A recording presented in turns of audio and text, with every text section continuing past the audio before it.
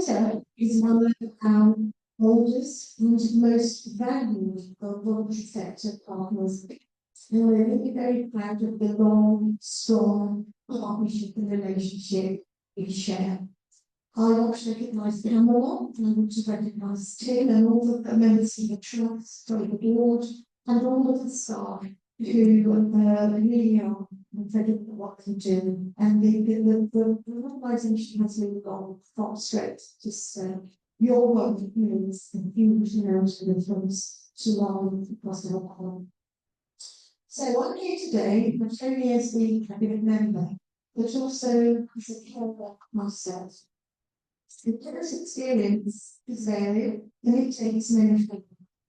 Some of us provide a little bit of support for others, caring, well-being, food consuming. It can be joyful, it's exhausting, or feeling overwhelming, sometimes all on the same day. But whatever form it takes, one thing remains true: we all do it out of love. And our roles are shaped not just by our circumstances, but about who we are. Our borough is incredibly diverse. Our traditions, our culture, and family expectations all influence the way that we live, and sometimes whether we feel able to ask for support.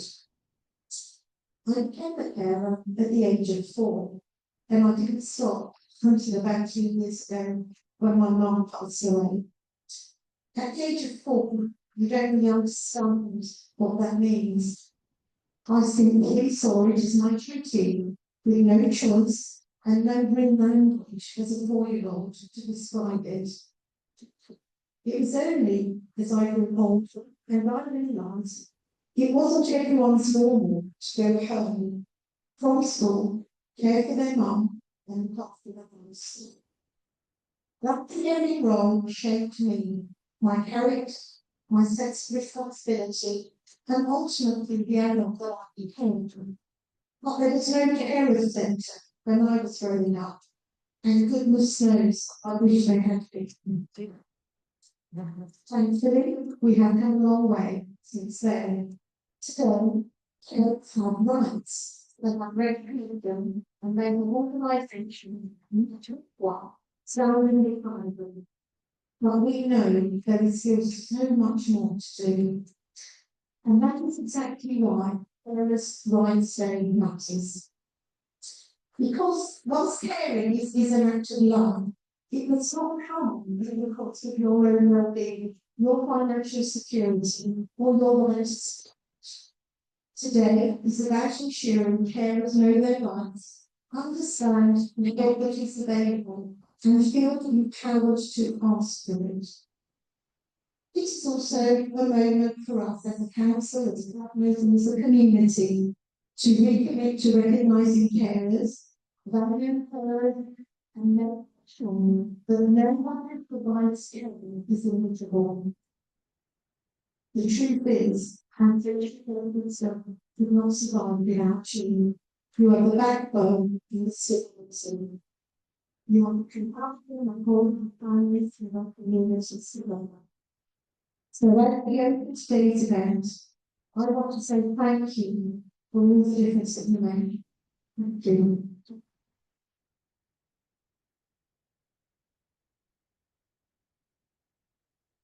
I remember so it's me. So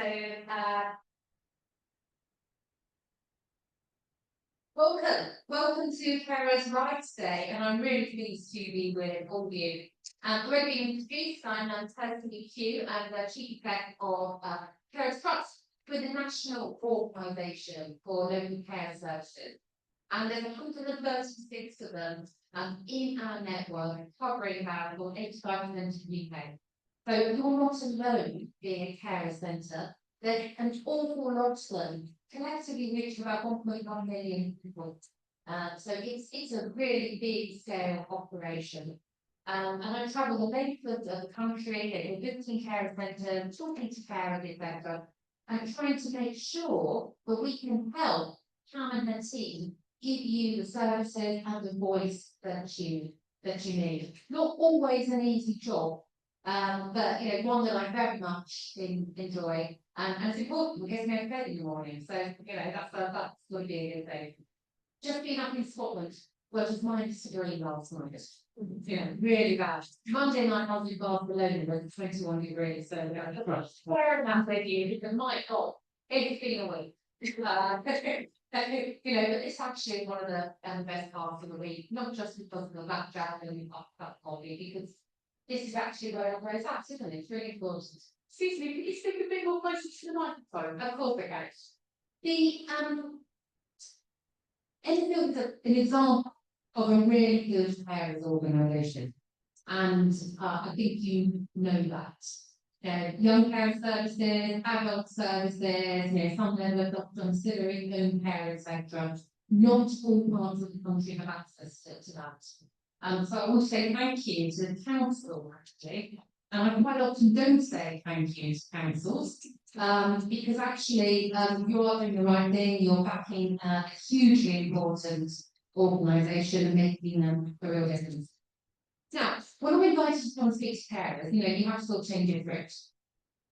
Because I can't sort of sit there and say, oh look, this looks so terrible. All these stats, etc. It doesn't help anyone, does it? And actually, you know the day-to-day reality of being a carer. So do I.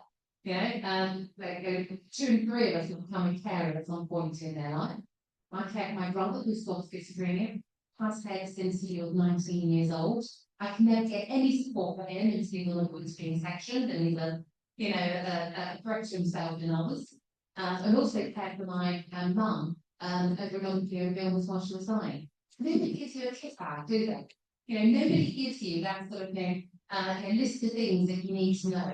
You're the ones who have to try and work out what does the local authority do? What does the NHS do? What does Macmillan do? What does Marie Curie do? What is it the district nurse? How does it all fit together? Why are we coming to fight for all of this? And of course, often you find your way to the carers organisation who can help you by accident. I found my local carers organisation in where my mum was living in Cambridgeshire 2 weeks before she died. If I just wished the hospital or the GP or the district nurse had actually sort of flagged the carers organisation to me earlier in that journey, because then maybe I would have had a bit more support, a bit more sleep. So this is something we all recognise, isn't it? So part of what Pam's team is doing and what we're doing nationally is trying to connect the pieces up and to make it easier for all of you. The other thing we're trying to do is to give you all just much greater visibility in society. I've been in this job for about 4 years, and when I took it on, the social affairs editor at the Guardian said, Kirsty, the thing is with carers, I can't get stories past my news sets. And because they're everywhere, they're nowhere in the public discourse. People don't feel outraged by the fact that, you're being forced to do maybe 50 hours of care unpaid a week, and you're having to give up your paid work, or you are 4 years old and doing however many hours of support. There's no sense of outrage because it's in families, it's hidden, and it's just taken for granted. And we don't want to position being a carer strongly because we do it because we love the people that we're caring for, by and large, not always, but often. And we wouldn't walk away from it, like would we? At the same time, you don't all go on strike. It's not like junior doctors or resident doctors, etc. And to some extent, yes, the NHS and the social care system relies on all of us. But maybe they also take us all a bit for granted as well. And there's a big push now in England in terms of this thing from neighbourhood health and virtual wards. It feels like, for the government to do what they want with the NHS, it feels like they may be relying on us collectively more. Now, if that's the case, surely we, as carers, need a bit more support to keep on going, which is why it's really important that you've got the backing of the council in in this area, and that isn't always the case around the country. That all said, I'm definitely a glass half full person. I always am. And I do think there's far more visibility of being an unpaid carer in society. Partly that's for the wrong reason. You know, things like low payments should not carers allowance. So it's got a lot of publicity. So many people who are looking at carers allowance and thinking, this is a pitiful amount of money. It's far too low. And it's really badly designed. Something which the government has taken on board. And we are expecting the overpayments report on care allowance to come out next week. Don't know whether they're going to be trying to bury it as part of the budget. Really don't know, but I think it's pending. But also, of course, it's because Pike is so far out of this. People like Ed Davey. You know, we're not part of political, we work across all the political parties. But actually, someone like Ed Davey talking what it's like being a young carer and now looking after his son, it's really important. You know, or Kate Garraway, when she was looking after her husband, that's really important as well. You know, I have to say I found it extremely annoying on the but don't I won't take one. But it was fun. But still, the fact that she was able to talk about it, and it was I think that helps everybody as well. In terms of the national government, we work with national government, the Scottish government, Welsh government, etc. And they're interesting because they sort of really want to do the right thing, but they really can't, they haven't got the money. And they've pushed big social care reform into the long grass, no point pretending otherwise. Casey and the Louise Casey review, they were working then as well. But in the budget last year, on the day of the budget, I got a phone call from the then Secretary of State for Work and Pensions to tell me that carers allowance was being put on. And it was actually Rachel Reeves who wanted to do that. And she did it because she saw it as a gender equality issue. Because more carers are women. And that was really interesting. So that bit at least has sort of gone through to them. And then the other thing which has been really important is, you know, local authorities get something at the moment called household support fund, which is a lot of money which can go out to people in need, you know, to try an emergency washing machine or something like that. And the government's made that permanent. Money will be going through local authorities, and that's care as our priority group. And that's been a big part of our lobbying to have happened. So this beginning, you know, the hardcore, there are some huge things, even though you didn't accept the red right, time off if you weren't born in this country, really bad, and have to be a driver. The other area where I think we are getting some traction is around young carers. And also young carers of school, they're not in this this school today. But we've got a lot of evidence now that if you are a young carer, you miss on average 23 days school days per year, young carer, that's 14 if you're not a young carer. You know that correlates with lower education at 18, 16 and 18. I mean, they're 38% less likely to go to university and 3 times more likely to be unemployed. So, you know, they're really powerful statistics. And by having some of those stats, actually, we have been able to get the Department for Education, UCAS, the university applications, people, and as I now Ofsted, all to integrate carers. So if you're a youngster now, you're applying for university, there's a box you can tick to say you're a young carer. And then often you'll get a lower grade on top. So that sort of thing is just making caring more visible within society. So, you know, I'm not pretending it's great. It's really not great, so I know it's not. But we are a powerful movement of organisations, and more than anything else, we have to make more noise. All right. Now, love your council. You do have elections coming up in May, and that you're a vote. You know, so do make sure that when it comes to any things and days, ask all the candidates of all the parties Then too, for us, for the carers, you know, maybe you don't go on strike, at least go and make noise. All right, and we've got your back, to try and have your back always, and we'll also be there. All right, so that's been helpful.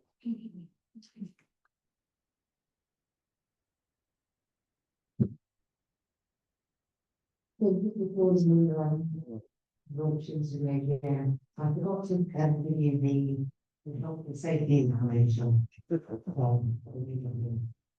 And so I'm sure most of you have already where the facilities are, the ladies, the gents, and so on, you might hosting those.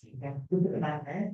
We're not expecting a fire bill today, so if you usually be around the office for me, the fire exits will be the main stairs that you came up through. So we just ask you to not to panic and try to leave calmly and safely.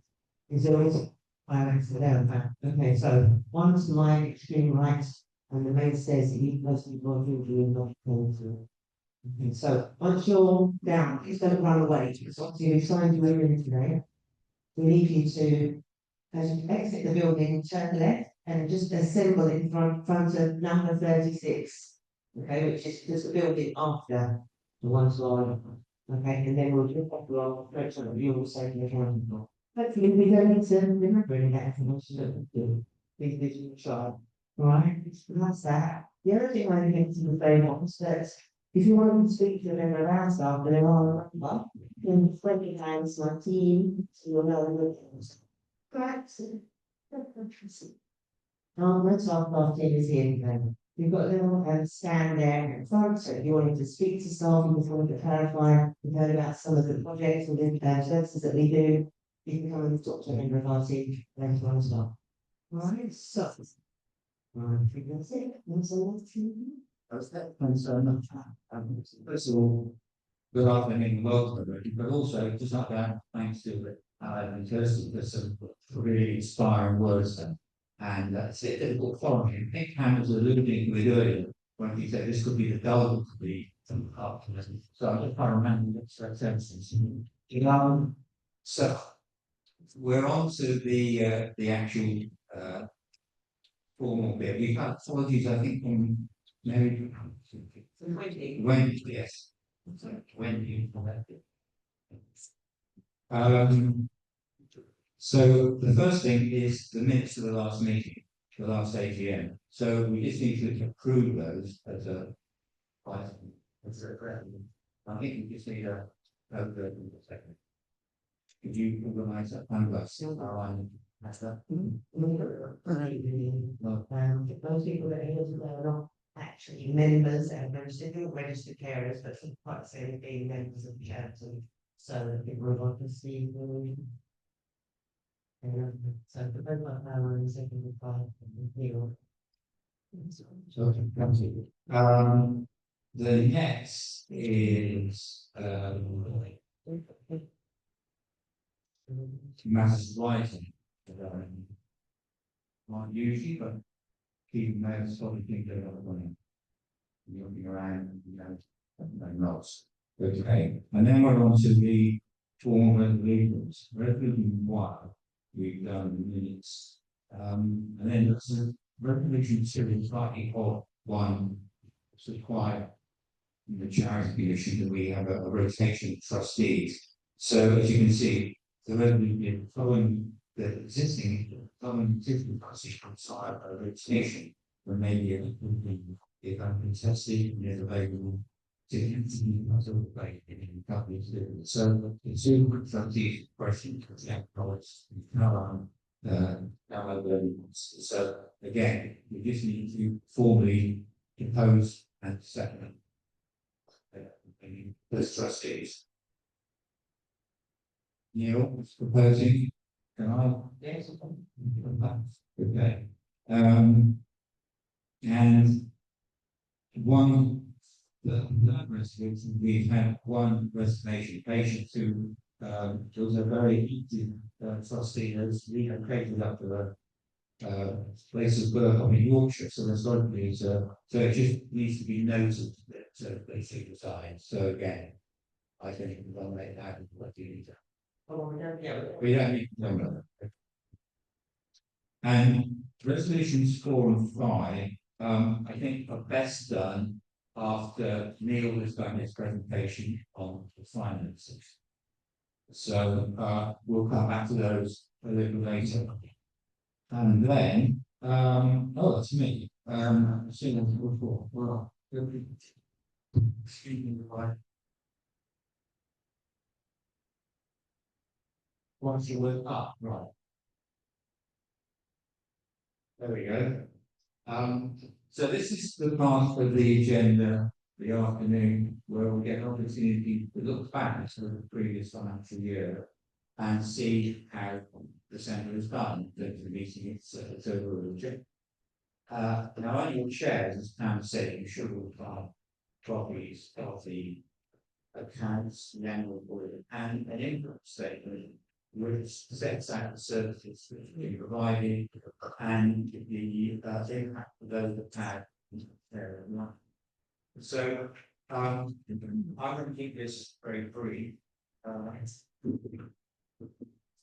The two things I'd just like to draw attention to and emphasize, which I think when you get an opportunity to reach a big impact or I think particularly powerful this year, I think you'll agree that there's sufficient evidence there to show that the centre has made steady progress in fulfilling its basic aims as a charity, which is to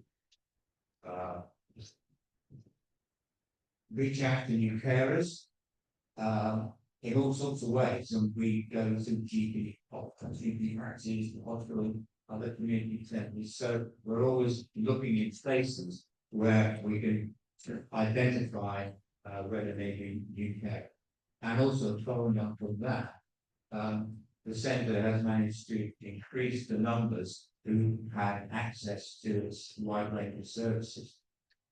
So that's steady progress. We're building up. We're conscious we've got a long way to go. I think at the last AGM, I was showing some demographics to show the either sex number of unpaid carers in our environment. Something like getting 30,000. I think we're currently at 8,000. So we've got a long way to go, potentially there. So as well as delivering services in all sorts of ways, giving advice, information, helping with. Oh, sorry, my microphone's is somewhat wanting here. I should also say that just in keeping with being today's Carers' Rights Day about knowing your rights and using your rights, I think the centre has had a big impact, continue to be successful in championing carers' rights in all its work and being a voice to carers, but particularly working with other organisations like the NHS and local authority in its various partnership boards. And their colleagues are there to represent your views, and we hope that they make an impact. So the good news is that more people are accessing services, and following on from that, you'll hear from Karen in a minute a bit more detail about those services and the impact they've had. But I think the second significant bit of progress is that we continue to be in a healthy financial position. The centre has managed to deliver all its services within the financial resources available, which is very good. And Neil and Rand will be taking you through how those resources are allocated and giving you what the overall financial position of the centre is. However, I mean, it remains, as it does from nearly all charities in NPL carers' position, to be a difficult climate financially and in terms of funding. So we can't afford to, if you like, rest on our laurels. We have to look at the future and being able to sustain our viability. So that remains a big priority. But on that front, we had some excellent news during the year. The sector has always delivered, met, and sometimes often exceeded the targets set for its core contracts, its core services contract in the local authority, which is good news. And I think in recognition of that, we heard the good news that the council has extended that contract of core services by a 9-year period. So that gives us a little bit more security and a bit more confidence that we can go on maintaining the levels of service we provide with the same quality and the same quantity. So that was a good news, a good piece of news. However, as I say, in terms of sustainability, we're continuing to see this as a priority to look for new projects that reach carers and that support needs different ways, and preferably ones that can also be income generating at the same time. And the other great news on that front is that you may have seen this in the recent carers newsletter that we've secured funding for a new dating service, and that's going to be opening in the new year. It's going to be located in the Ponders end north of the borough, and it's going to be a hub which offers a whole range of services, daycare and other social care provision for vulnerable animals. So you'll be hearing a little bit more about that from Mark, our new daycare centre manager. So those are two general highlights I wanted to make. But there's just one more I should mention before I pack up. And you'll be glad to know that it's not going to be death by PowerPoint, because I've only got one lonely slide there, so bear with me. But the thing I'd like to mention is the feedback we've had on service quality. Now, the centre has always seen it as quality to try and engage with carers in as many ways as possible to find out what they think of the services they're getting, so that we can use their feedback to look at any scope there may be for improving service. And I'm pleased to say that all the evidence so far is that people are generally appreciative of the services they get. So thank you for those of you who have filled in your evaluation forms after you do the service, and please keep going.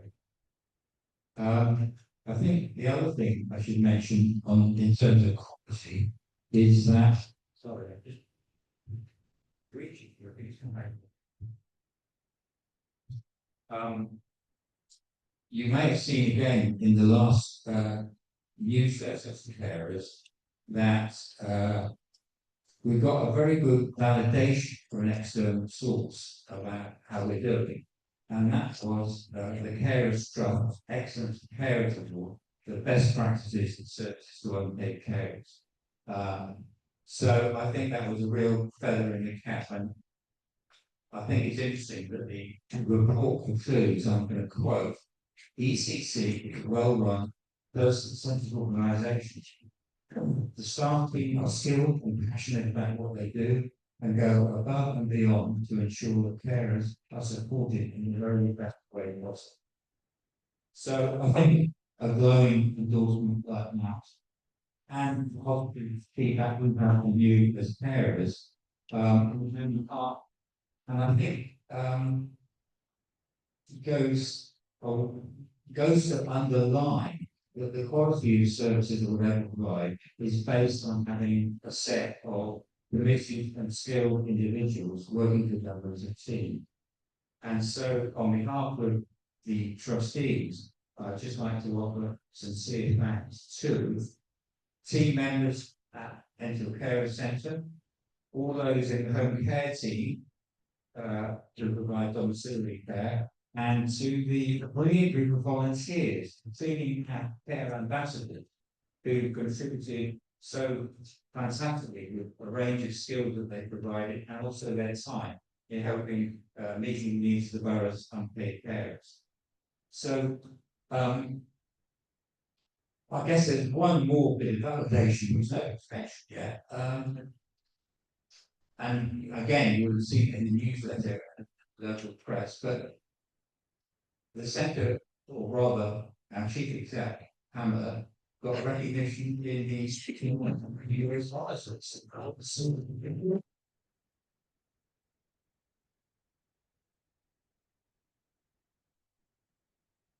So she's now another BEM, British Empire Medical. So that's a fantastic achievement, I say. We're very as a chief exec. So, on that note, I will hand over to Pamela, nearly to be BEM. To tell you, services, do you want? Oh, you've got your own.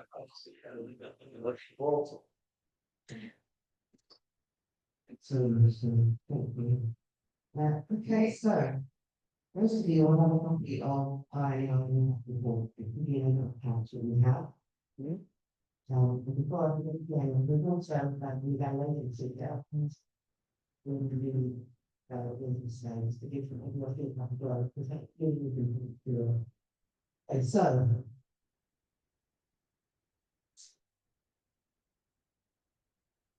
this is just to give them up, I'm going to go through it page by page, so just going to pick up some highlights. So it is to give it a flavour of the program. It's always retrospective, the annual report. So we're looking back to the year that started in April 2024 and ended at 1st of March 2025. So quite some time ago we're looking at it. And for example, on heaven. You can see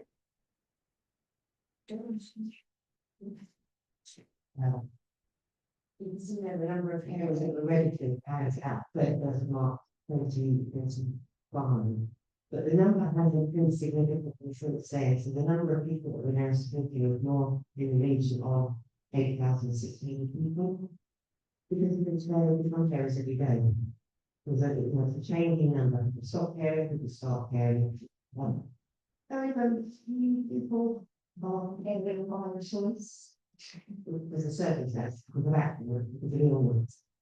And most parents, as most of our staff team actually, most of our staff teams are also carers, so we're caring for family members as well. So the good thing about getting service from the parents is that you also have people who understand, they might not understand the particular health circumstances of your loved one, but we understand what's like to be parents. So that's why I'm so passionate, but that's why I want to see the community getting about the struggle.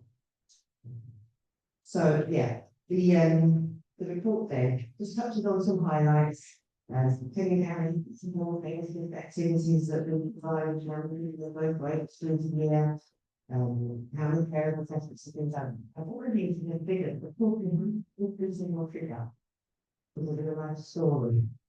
I mean, a lot of those figures, individuals, if you guys are attending activities or enjoying some supported by information, that's really what we should try and show. And there are case studies in here as well, because we explain the impact of the services received by specific areas. We don't do it for painting, but I'm hoping today I'm keen that we can mention their nation, but also begin the requirement of training on the difference that it made to the service that we provided. You're right. So now I was going to also share with you today 3 videos of younger because they were to put together some poems about their experience of being young, but sadly, this is really loud. The sound from the recommendations isn't, and you just want to be able to hear it. But those same videos are on our website, so I do encourage you to go on and take a look, because they really are touching. So our website, if you're parent shop door, is where you can see these videos. Yeah, because they're digital, although you can see the word between them, but we're not going to have anyone so you can experience one of them. So yeah, we're sharing those today, but they will be available for you. And also I wanted to ask whether there were any questions from the floor for either of our main speakers. Just want to make sure that we don't have to hear them. Okay, so If there are any questions at all on the reports or the Heartland Care Centre at this point, and on that, we'll move on and talk about the accounts and things in the next few weeks and some figures on the. Well, we're still here, we're around, so you can always speak to us after, but we're going to you. Thanks, Madam President. So this is the exciting bit of the board. We're ready. So we've got 4 slides. Was that 5 minutes? To look through. So those who are following, the last couple of pages of the team report are the numbers. So you might think, why after all the debating story, the numbers important? Why is the number important? So the money is important, element of commerce enable us to do stuff. We need to have money, she wants to be able to do things. And this is the thing that is important. If we haven't got the money, we can't pay to the ability to go through the slide. So let's have a look at the so this is in the back page, in column video. Countries and failures are on here. We'll look over there and look on the video. And the expenditure is more or less the same in 25 and 24. We haven't said we are certain deficit. So all that means is if we spend more money than we will receive, or we receive all the spend. We can see there's a slight difference. 2025, we spent a little bit more than we received. In 24, we received a little bit more than we got. Overall, we can use our reserves that we built up in the past. So absolutely fine, we can see at the bottom. We have conditionally £912,000 of reserve. We have to keep going for 10 years, continuing to drive the services as well. This is kind of a good news slide. The state of money for a good position for the charities around the country. We're not only because of being this kind of control position. And it enables us to do things as Tim described in column, like open disconnection, so to provide even more services. So it's not at the bottom being good. It's good news means we can do more stuff. Make sense? Okay. Cool. Let's look at the next one. So this is where we get our money from. Now, if anybody say last year's got a good memory, this is quite similar in same salvation. Because we get roughly the same amount of money from the same source.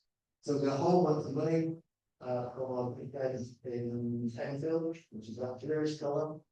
So these are all for our core grants in providing the parent assessment and core services. We get a large amount of money, which is the pink, for our home care services. And then in that top left hand area, kind of green because we get some money to look for dumb carers in the purple and a bunch of other grants in the green colour from organisation. So you can see most of our money is coming from either the grants from the council directly or it's coming from providing home care services. Should I go that so far? Okay, next one. So this is what we're spending our money on, and the important thing I think this is we would expect, I think, that we want to spending money on delivering our services rather than doing that. Because we want to be out healthy. So it's only in that top small black bit that at the top of the off.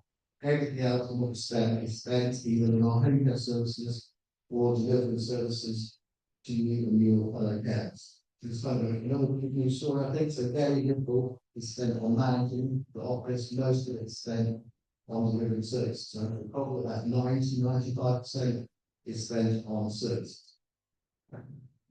So I think that's the good news story. And the final slide I have, this is the kind of things that we spend our money on. As you might suspect, most of our money is spent on people. That's people who are delivering services to a immediate centre, people who are delivering home care services in people's homes. So most of what we spend is on the salaries of people. We also want to make sure that we're paying London living wage and national minimum wage salaries as well. So we see that those salaries going up every year. So that's kind of fair. So people doing the job, we've got to pay them a fair wage for doing the job. And there's some other costs in that top left-hand corner that are more about running the office. So again, the vast majority, about 80% of it, are spent on people delivering services. That's really what they have on the news. Where money comes from, where it's spending it, and then what types of costs. You have to kind of highlight we're doing very well financially.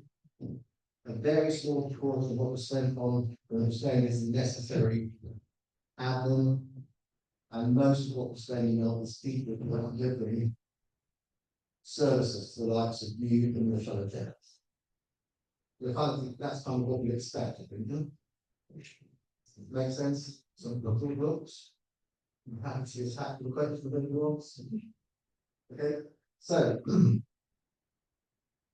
we then move on to some resolutions, last resolutions of the day. Then the fun minutes start off with this. So we have resolution number 4. I think the resolution that feel question. So what I can tackle is just a little bit to you about charity. Firstly, is approve the accounts, and then trustees present them to members. So members, here are the accounts. So we have these 2 pages at the back of the social income report is a summary of the accounts. I haven't decided that you wouldn't want to see the 30 or 40 pages of accounts. You'll be happy with the 2 pages and my pretty works. Although if any members do subsequently like to see the full 30 or 40 pages, then more than welcome to email out. Yeah. Good decision. So I would like to ask Justice President now to down to Tim and Carol probably to both approve and second. And I said, anyone who's a member who'd like to see the 30-page version rather than the 2-page version is welcome to us down. 2-page version, I think in my slides kind of give you a good idea, but for those who might want to go through detail, it's all like wanting to hide the straight the trees. Also those paperworks. Then the second thing we have to vote on is resolution number 5, and this one is something for members. So every year we have our town check our further reports. So we have last year, couple of years, used further reports to sort of drive forward, which is a local engineering company. We're trying to keep on money we spend in Enfield rather than spending outside. So the members here need to approve the appointments of the auditors for next. There's also kind of checking the trustee was spending money. So the trustees can't afford, they're going to be acceptable as a trustee of people checking themselves. So we need members to be able to approve audits. So if you would like to continue using Ryan Hall, it's rather an excellent job, and that's the year story. So we then got a resolution number 5 to approve to continuation of the appointments of Ryan Hall as auditor. So if anybody's a member, do you remember? And then members of the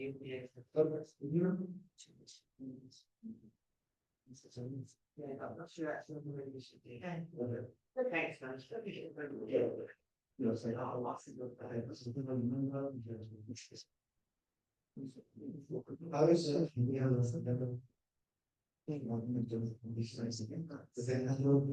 so I hope that wasn't too boring. I haven't told us. Okay. Just kind of exciting. Thank you all very much for listening. I think we're just going to do any other bit of that's concerned to me. I will answer. Anybody got any? No. Okay. So I think we declare the formal bit of the agenda shut. I think now we're on to the members of the staff event. So I'll let you introduce them, Pam.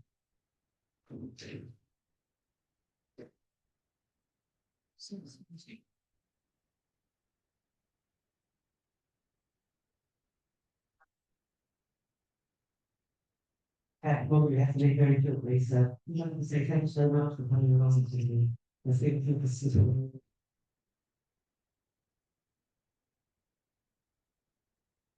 And so you do what it is. Okay, fine. So we're going to move into the staff presentations. We start off with care assessments. We go, I think it's a 100 day.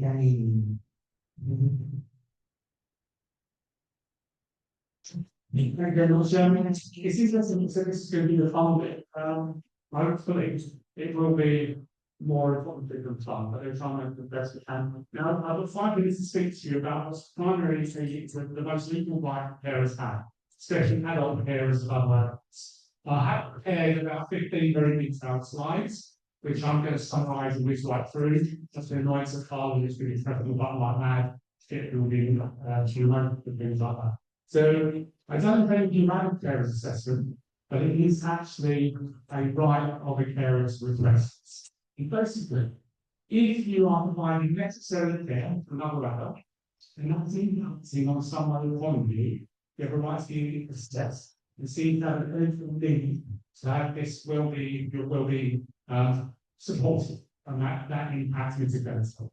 And it's very kind of open-ended, a bit like any social care assessment. It is part of social care, in the Care Act 2014.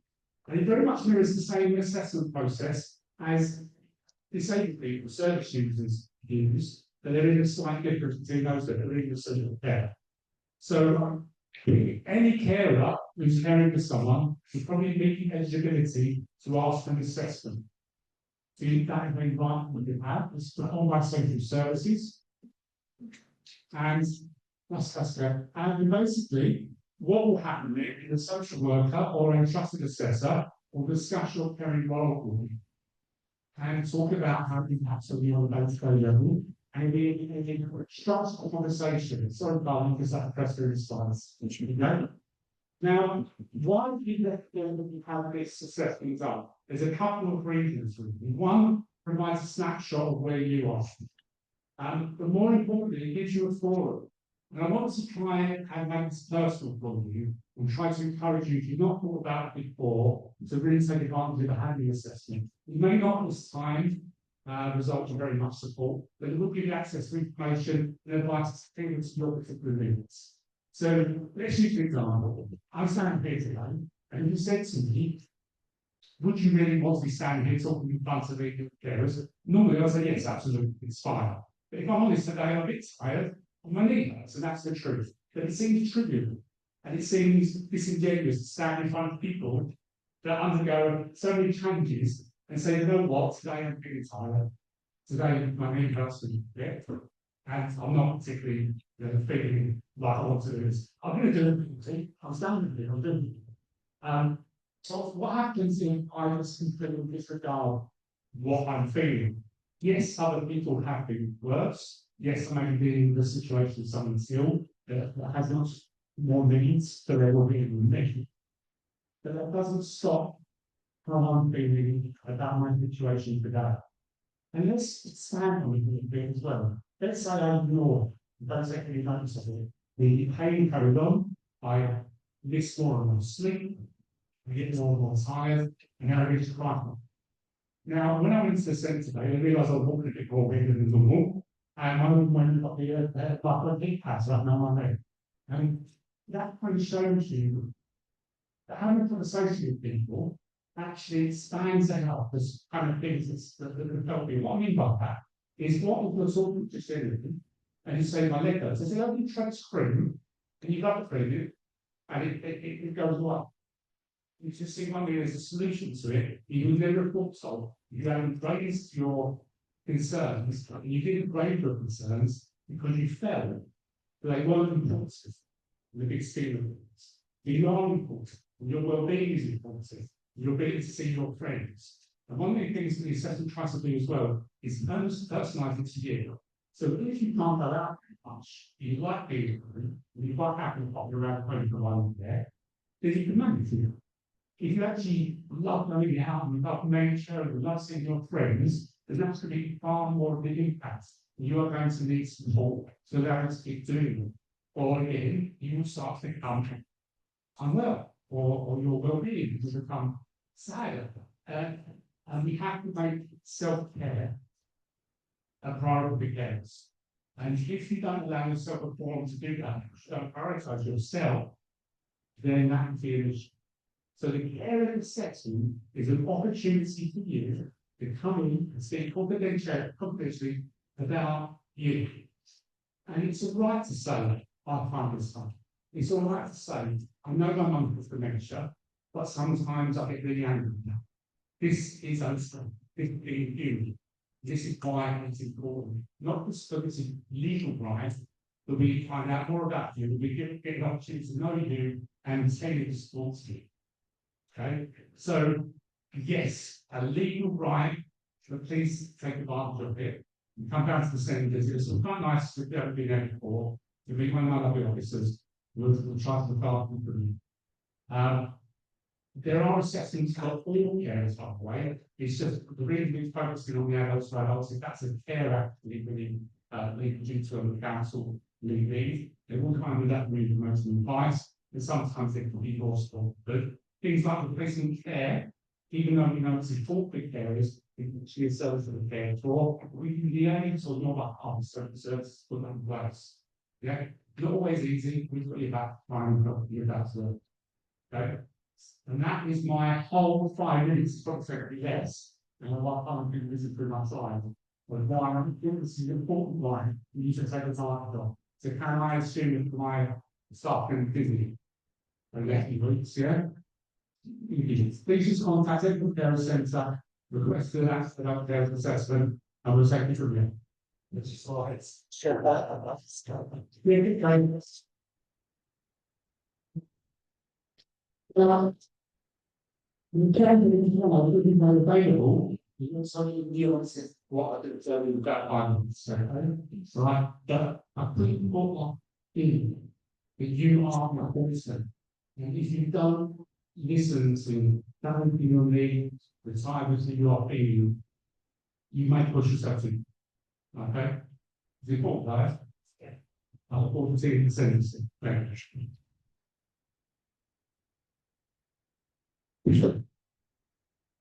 Laura, just in case anybody's got any questions, particularly in relation to carers assessment.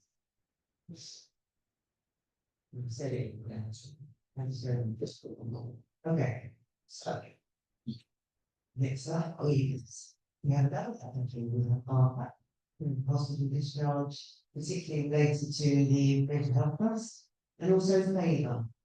Do you like this? Lovely, do you want to come to the front? All right, thank you.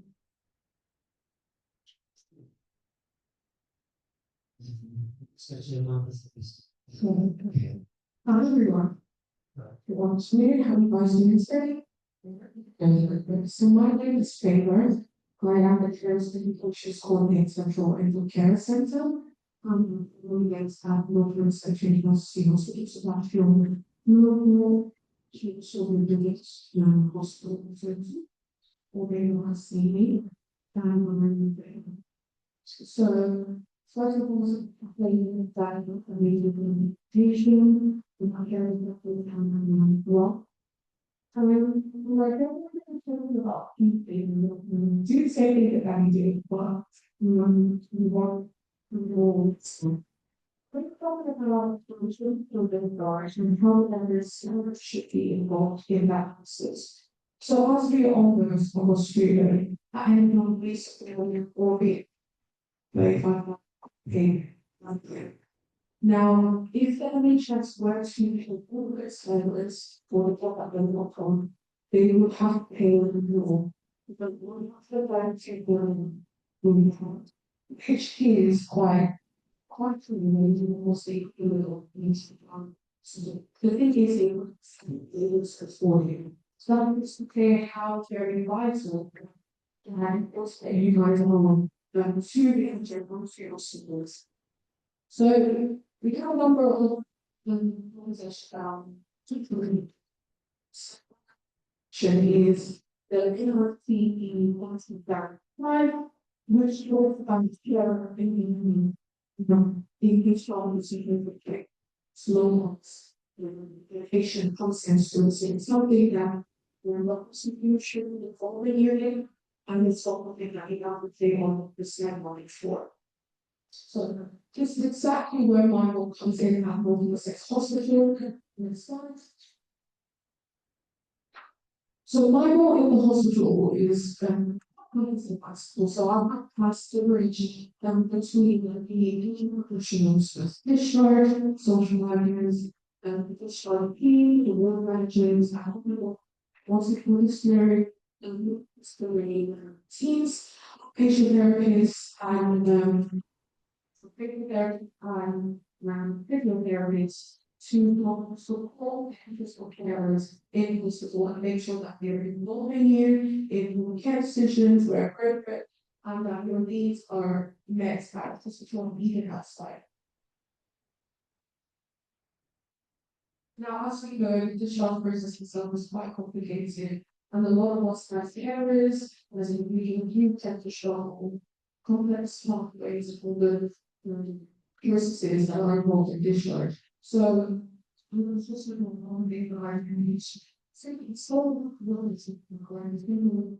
Stability is the outcome for various pathways they go through if you find a situation where your loved one is in the hospital and is being discharged.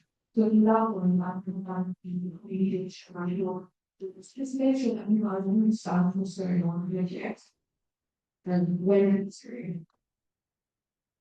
So a way to do this, and it's sort of a structured framework that we use at the hospital, and we're really trying to get it there. Yes. So you can just quickly move through. It's our high risk hospital discharge toolkit. So it's a very simple pathway. Goes to identification of cares. Number one thing we need to do as professionals having the hospital specialties that is to identify cares. Right now we know of the 5,000 cares, there are so many more that are still within, and the place where they would send out most is in the hospital. So number one, we need to make sure that identified realistically and ideally have permission. And then they're welcome and recognized as care partners. So you, all the carers are experts by experience. So the NHS professionals need to be making sure that they are recognizing you and your role and expertise. And then assessment and so also, like my colleague said, those assessments are illegal, right? So they should be referring into these review to me. And will send you to my colleagues before, and that was very long process in this talk. And then the next stage is involvement. So we need to be making sure that all carers are involved in the planning, that you're not for call on guard, being a little carer like it will be saying they pull in less than 4 hours, they're not going to simply should not happen. Ideally, we should be 40 to 24 hour minutes. Well, I'll just stop you there. As somebody who has had help with discharge, right? The reason being myself personally being discharged. So that's feeling like I was not able to hear the question. Is it a question of the first aid? Well, first thing, you can't read that pretty simple. And this secret.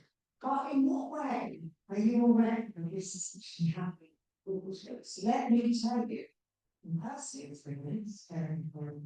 I'm doing all that in my own business. But most of all, it does not. It does not happen. Generally, besides just exactly the same thing. So I think what you're talking about is a little bit of a balance. And when we get word help, if we know.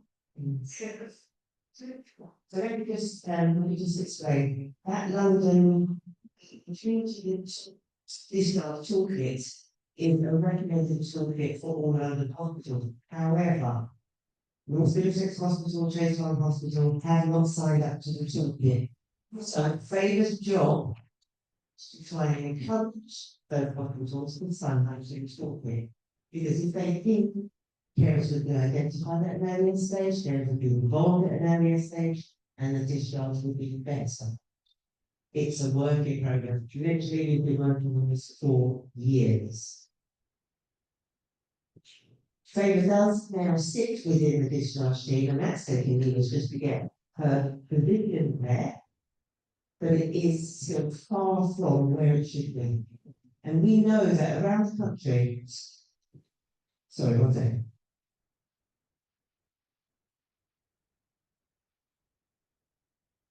So we know that around the country where the hospitals outside actually work with all the different supporters. It's outside of London where they have their floors. Whenever it's not changing areas they're involved with, this can't work. So actually, like, in a way, it says that this is kind of a fantasy. It is the new, it is what we like to achieve, it is what we're pushing, it is also what the North Section London ICB, the people who are now in charge of our NHS services, has said that they would like to work towards, but they are still quite far from. All right, thank you. Yeah. Okay. What happens when it's the actual carer in the hospital? Like maybe twice in the last 2 years, it's a week to 1 week. That's why we encourage all parents to develop contingent support. Because it's too late when it's happened. We are talking about one. Yeah, so I think I was there, it didn't even know.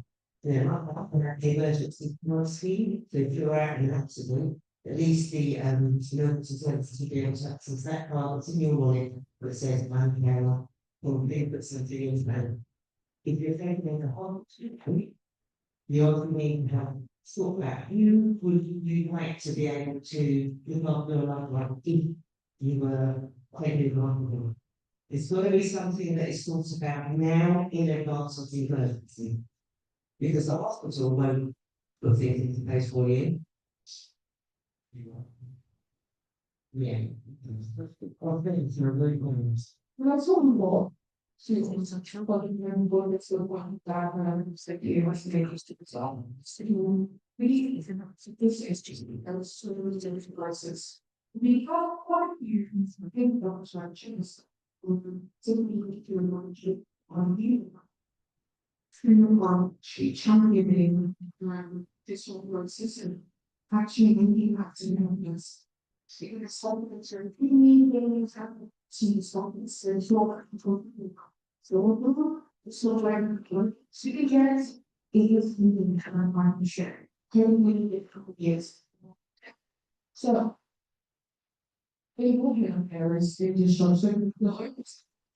Trying to get people charging managers and award managers to people who in this one wanting to explain meetings to everyone essential for what is privilege in terms of the care of your one. Yeah, the transition being one person important at those stages, and we all know that carers do hold quite an important role in the recovery of the patient itself. So in that stage where you begin to transition from discharge into the community is where agency actually steps in and provides that extra support, the assessments, for the counselling, and then that overall supports that transitions from when you're in the community, when you're actually in your world. So hopefully from that presentation you can sort of understand the work that we do in the hospital and just let's pass it on to the smaller criteria.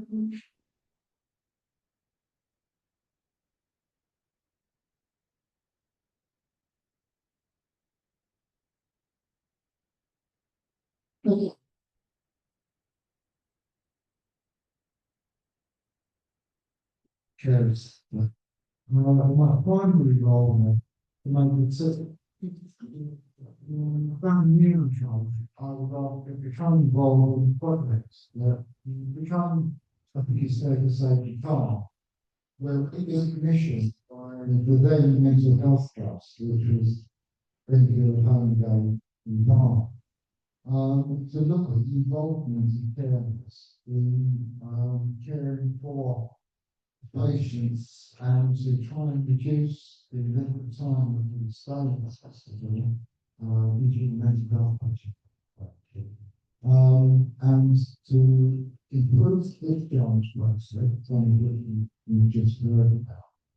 and if possible to reduce the emissions, which is obviously quite a major part to undertake. But we're trying to approach it in number one. Some of you may remember that I spoke last year and talked about what we were aiming to achieve. And I think it's pleased to say this year we've been talking about how we achieve. We have not formally closed off the project, where the results very later, the work goes on.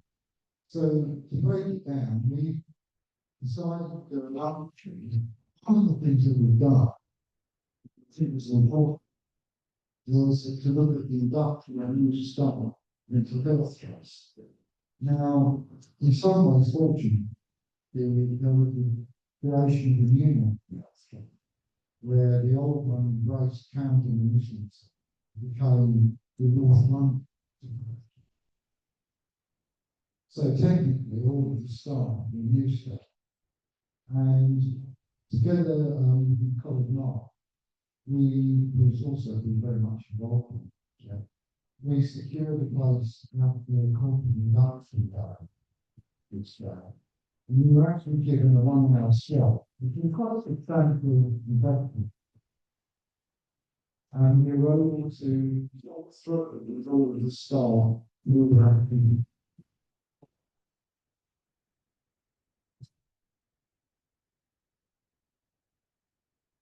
Oh, that's okay. You run the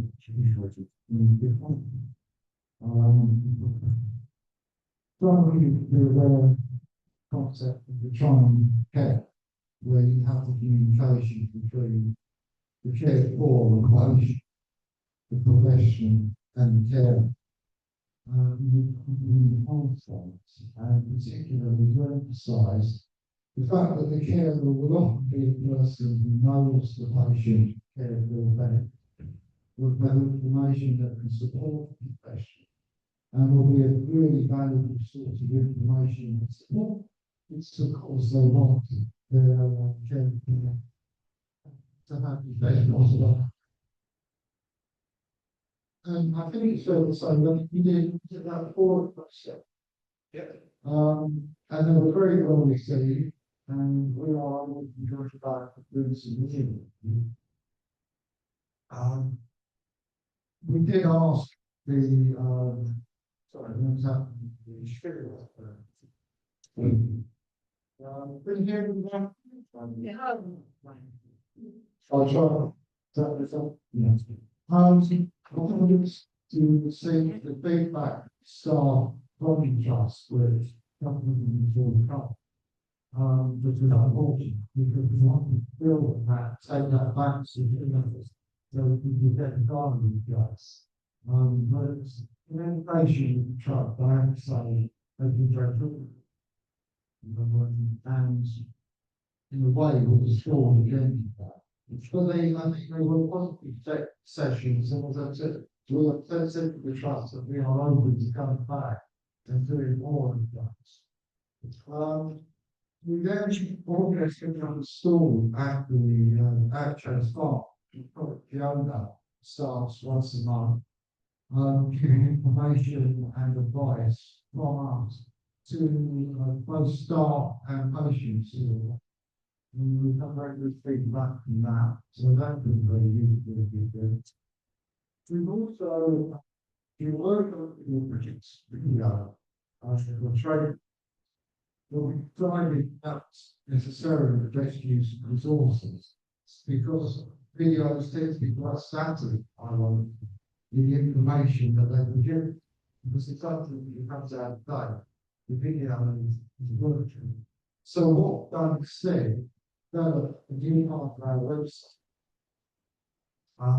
which is devoted to mental health charities.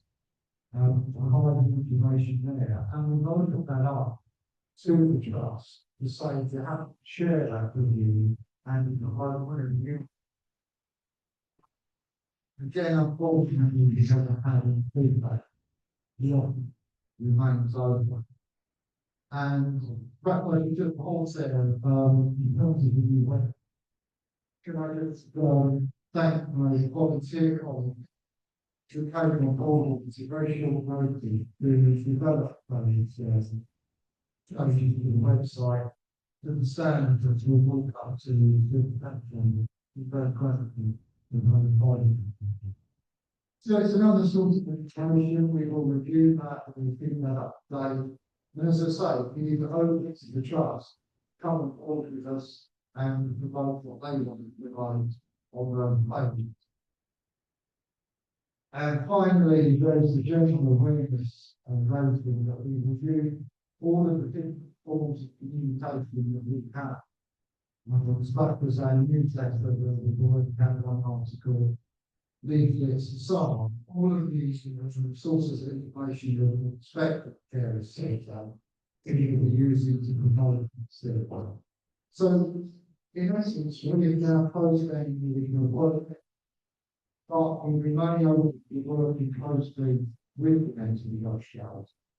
As I say, as an organisation, we are putting difficult, and I think it's something that a lot of people recognise from the NHS, that the individuals within it are very caring and efficient. The organisation level, they can be very difficult to speak to and basically to get themselves organised. So we had instances, for example, we've set up meetings that they've cancelled and not told us things that we all recognise as users. It makes it difficult, but I think from the character sense, we have achieved a lot within the project that was originally given. We've achieved that very, and we hope to move on. So I think we can regard it in a sense as a path of success. So I think that's where we are, and I'll leave them that pass on. Thank you.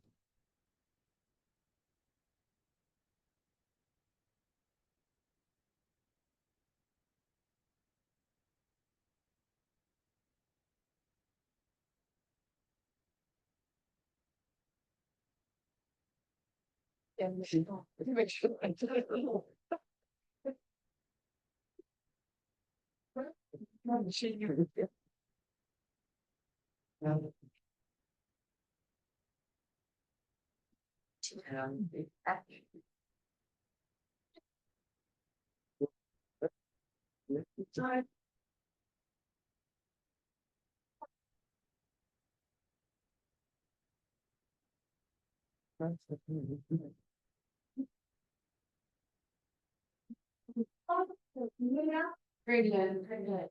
Good afternoon, everybody. My name is Jana. I'm the currently class, and today I'm going to just talk you through about benefit wise and as I can. And so, look at the next slide. So, I'll put this up. Parent development for parent credit. So, meaning development. So, universal credit and credit, and what your rights are within those benefits plans. And so some of the very valuable in school. So paradigm isn't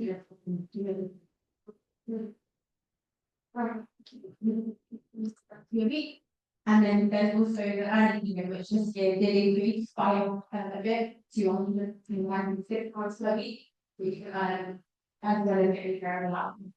And then one benefit also clearly very valuable work contribution pay. So you are then entitled to contribution based benefit over a certain amount of time as well.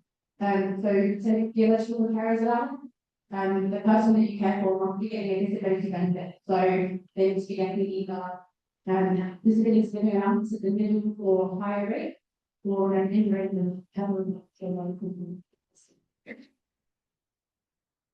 also for in terms of income, any private pensions, or workers' pensions, that would be provided by the carers allowance. However, when you are on the full state pension and your carer, you wouldn't actually be able to receive care allowance itself. Because it's an overlapping benefit. However, you I do understand that. It's a little. Yeah, sure. Of course, I understand that's true. It's because, carrying on about the landing replacement benefit, so, I understand that move. There is a lead benefit, so it means, lapse with the state pension, lapse with the carers allowance, which is, why, which other ones, we need to benefits, why, house reduced from that team. So, yeah, besides the English, I got very good paragraph, time to get up, we want to slide, too much, carers credit. And some people who maybe they're not asking to, touch like their talent, for the rest of it. And work, see, unable to work, because they're caring. But they can actually get contributions toward their state pension still. Even if they're, there's more than one person in, well, it's still something they claim for that. Just the. So. And the final slide is regarding means and benefits. So, universal credit, getting credit, you're right with the referral. You should, in addition to your salary allowance, anyone can go to the minimum that they want to say you should be doing one. You get an additional one in your means of benefit. And so, universal credit, and we will help with the example.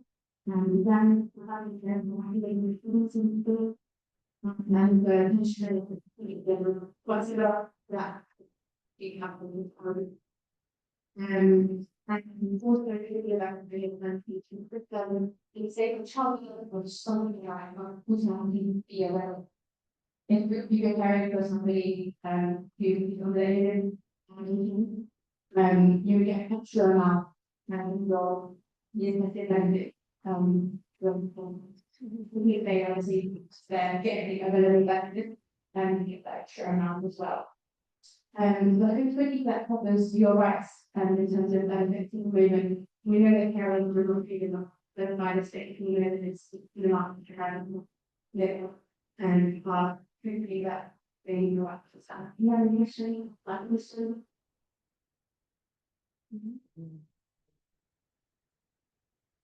Great, thank you, bye.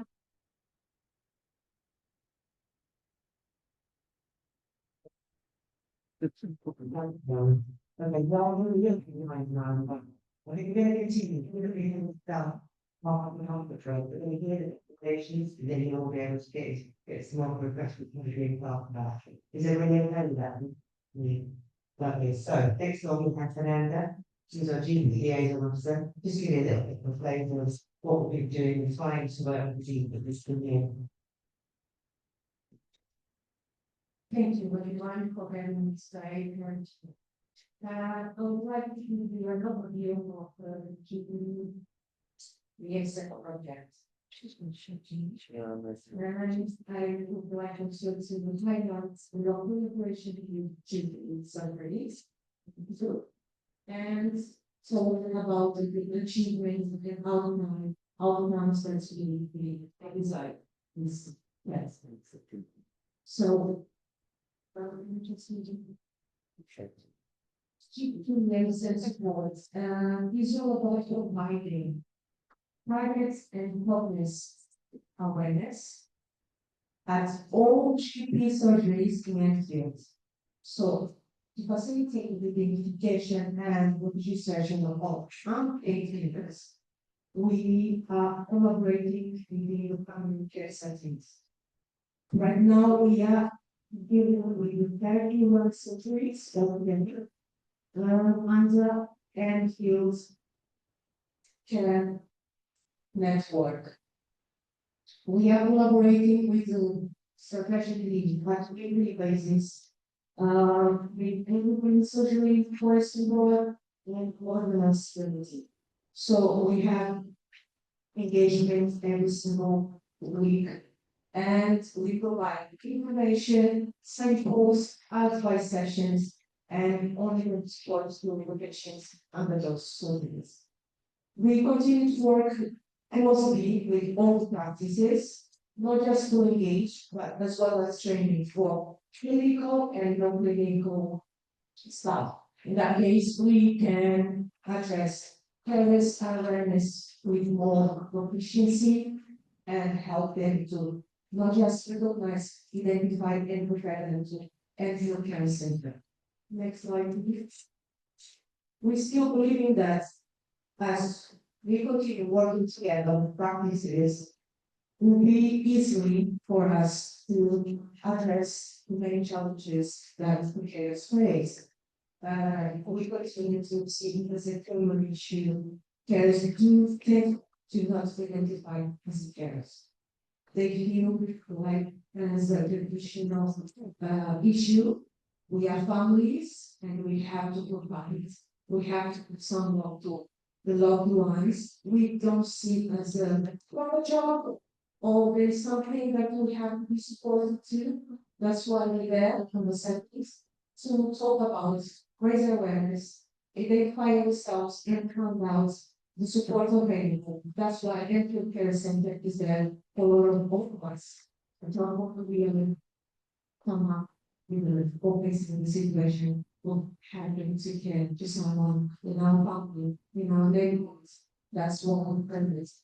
That's Enfield Care Center, one stop shop where all support is available, not just for information, advice, as well as for support, most of all.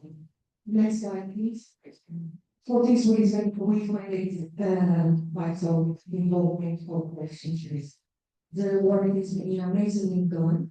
We reduce all the challenges, but we still facing some. Along the process, we try to engage more and recognize goals to the recognition process and identification of the carers within surgeries. We're still having the priorities of not just identifying the carers, but supporting them. And we still question and reinforcing the concern that if we support and in stage easily and manage to deal with the health and well-being of workers. That's why it's important to start at the stage with all surgeries and then when patient gets to the point where we need support is already in place. Next one, please. That means the project is not just beneficial for the GP surgeries, for the payers, as well as for the NPOs or cancer, but to provide the therapies out there, and we can feel every single day that we came across with our players and we have feedback and engagement on them. So, few achievements that I would like to highlight today is we still have the regular awareness and inside facts. Your pretty surgeries. We still implemented our sessions, distributed our resources to all the surgeries. So finish and maintain our busy and price awareness to the carers. Our facilitating which session increase by doing some initiatives with Enfield Care Government Network. Basically, we are right now replicating the text message company. So now we are targeting with the Enfield Care Network within 7 surgeries, creating proactive communication to display our information on waiting rooms of all, almost the surgeries that are available to have that in place. We still attended health check clinics, working together at the June events, cancer, blood pressure, assessments, all to identify and prevent carers to ECC support services. So the outcome is clear for us. That's why we work together is we're celebrating our Pride Day. So we continue to reinforce and emphasize that early identification and referrals enables to carers to access all health care services and as well as delivery training support from us. So collaboration is important because the outcome of the attack is to reduce the pressure and the line to services. By increasing the numbers, carers can access our supporting services and we also aim to achieve greater recognition, improve our services, and most important, reinforce our engagement. That's why we all here today. Thank you so much.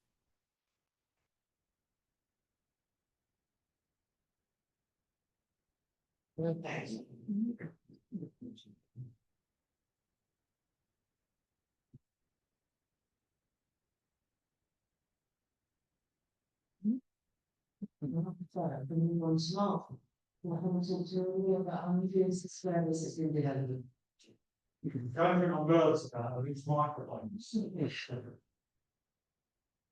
The word sounds. That's without a microphone.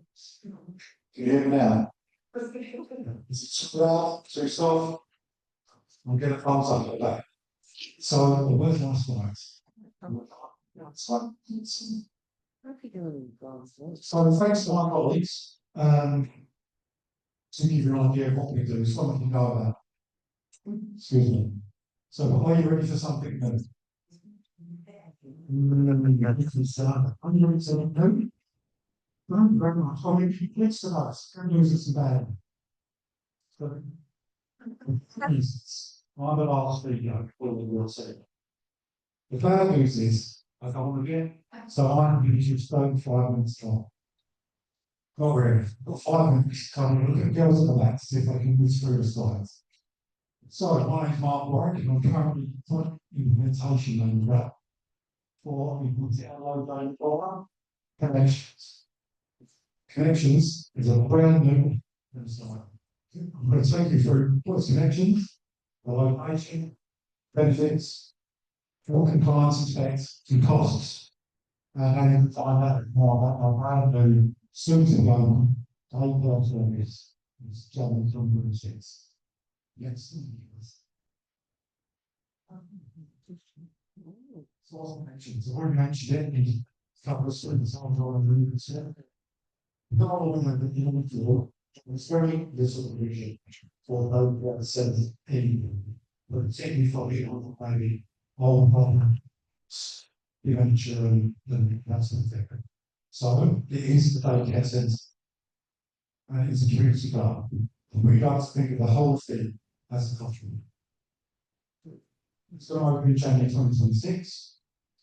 It's based in Queensland College End, and we'll be open Monday to Friday, 10 to 4. It's a smartphone, still a Thank you.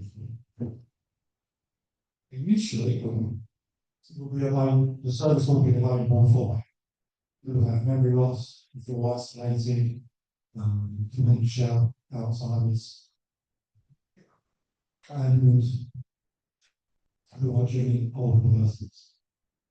We can qualify me on that basis as an older person. And moving forward, our service, we might extend our service to other vulnerable groups. Next slide, please. So, we've been busy. There's a small implementation team. There's me, my colleague Leah Fletcher, and we've gone. So, we've been working very hard since to whom I've been sick. So we've worked really hard since July, when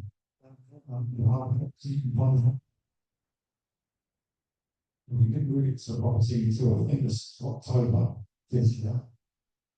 And we haven't stopped working since. I'm only saying that I'm looking back. And we haven't stopped working. So we have some adjusting units, that means an extra job, but I'm not that 900 square feet. And in those units, there's a large unit space, some private space for one-to-one, stations, etc. There's a lovely dining room, assisted lounge, a large TV, hopefully two large TVs, and maybe we can come some football to come on watching the league. There will be additional class space, accessible toilets, the changing room, ample parking, and good transport links. Can't really tell from that. It's nicely got opposite, which is just the back of the very large Tesco's on the junction of South Road and Wood Hub. So it's quite accessible.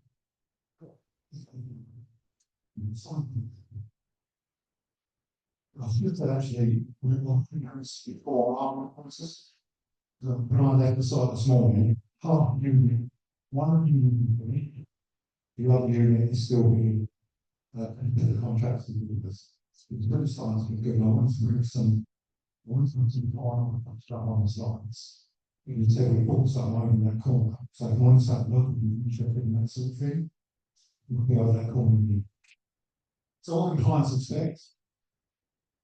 So seriously, it's safe and secure. They come to our service, that's an unpaid policy for us. With trained team staff, every person will be treated as an individual with dignity and respect. The building is fully refurbished and it doesn't.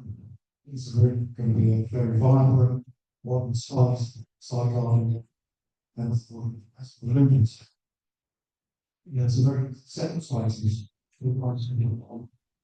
Simply reason. I'm going to be a manager. So I'll ensure there's a lot of quality for me. My team will, myself and my team will engage with everybody and we'll make it fun. If they want to have fun, if they don't, that's fine by me. But it's going to be a really engaging service. We'll have a monthly planning events, refreshments, hot meals and transport can be provided. And of course, you've got to back in a trusted organisation, that's why you're here to have.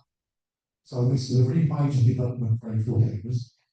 To have a day centre service, we have adult services, young care services, home care service, and then it's on team 6, and we now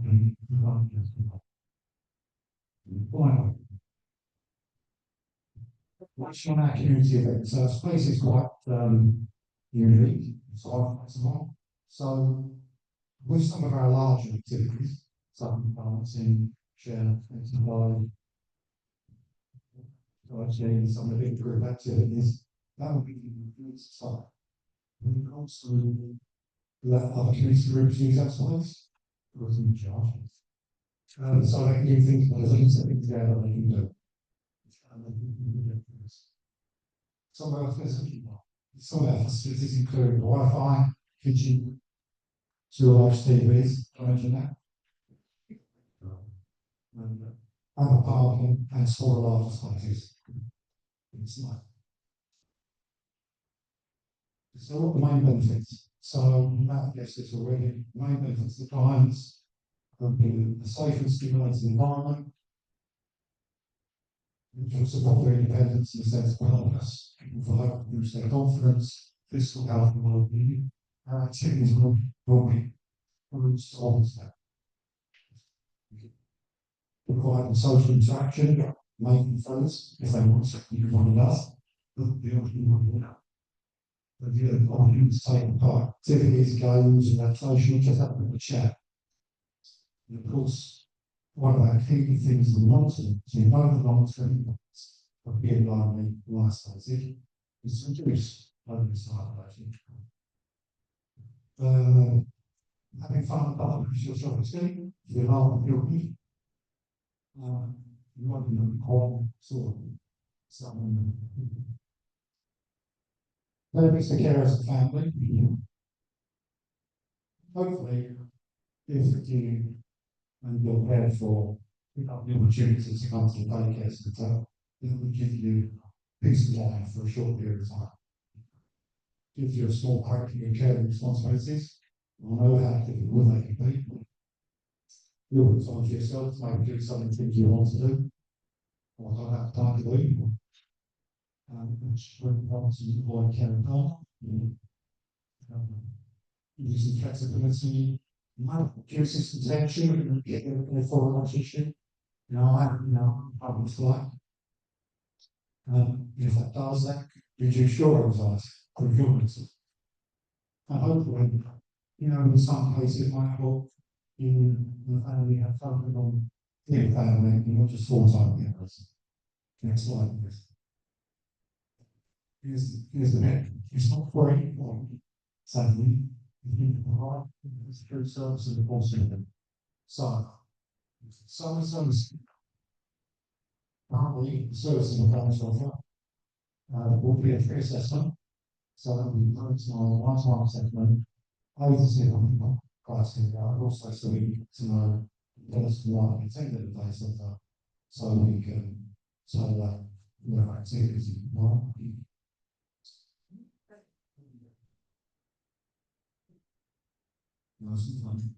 the half-day session, if that's a reference, if you are interested, it's the half-day taking teaching. And then there's the options of a full day, half-day, I'll drop it. So maybe if we need to go to the hospital or grab this appointment, you can use that service for cover. Because lunch can be provided, refreshments are free throughout the day, because lunch only. We can provide transport door to door. As we currently stand, the average cost will be to be 35 and 75, between 35 and 75. Lunch is around 5 to 10. Transport will be different. We are working on a range of flexible payment options and to see if there is anything we can do to provide our price. Next slide, please. Cool. If you want to find out more, don't ask me any questions, because I may not get to see. I'm not going to talk on my phone here.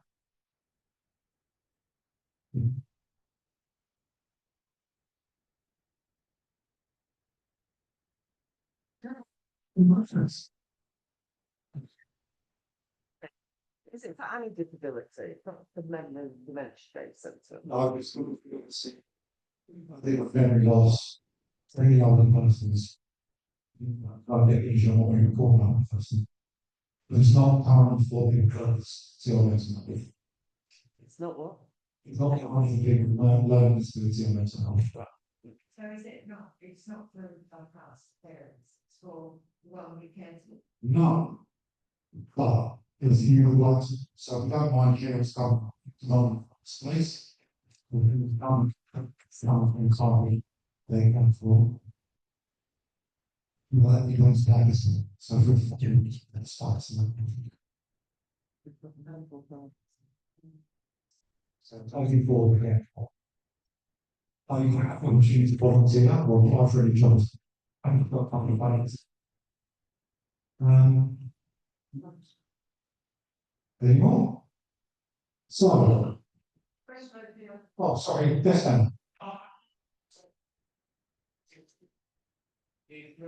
So when carers take the person careful to the train centre, they hit backspeed, but then advise them.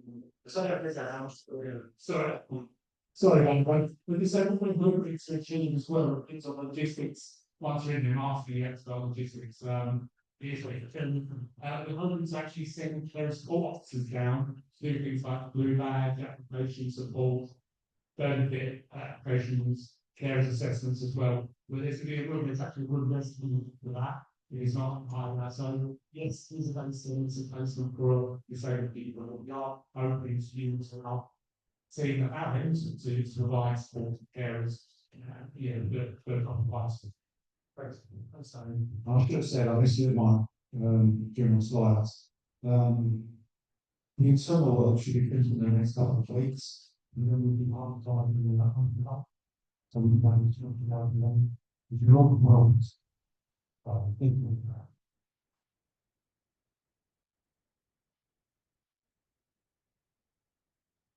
But if you've got someone who's works for a lot, it's got one time and right, You can push this rate back, and then you can actually grow as well, take it to the turbine and like that, which grows it, so if you have. If you progress to the lot, what's going to see to double time. That's a great idea. I'm just gonna stop you there. If you can talk to Leah and Mark afterwards, do it. Just gonna say one more question before we break them. So I sort of just went, it's a helpful suggestion. All right, you get another question?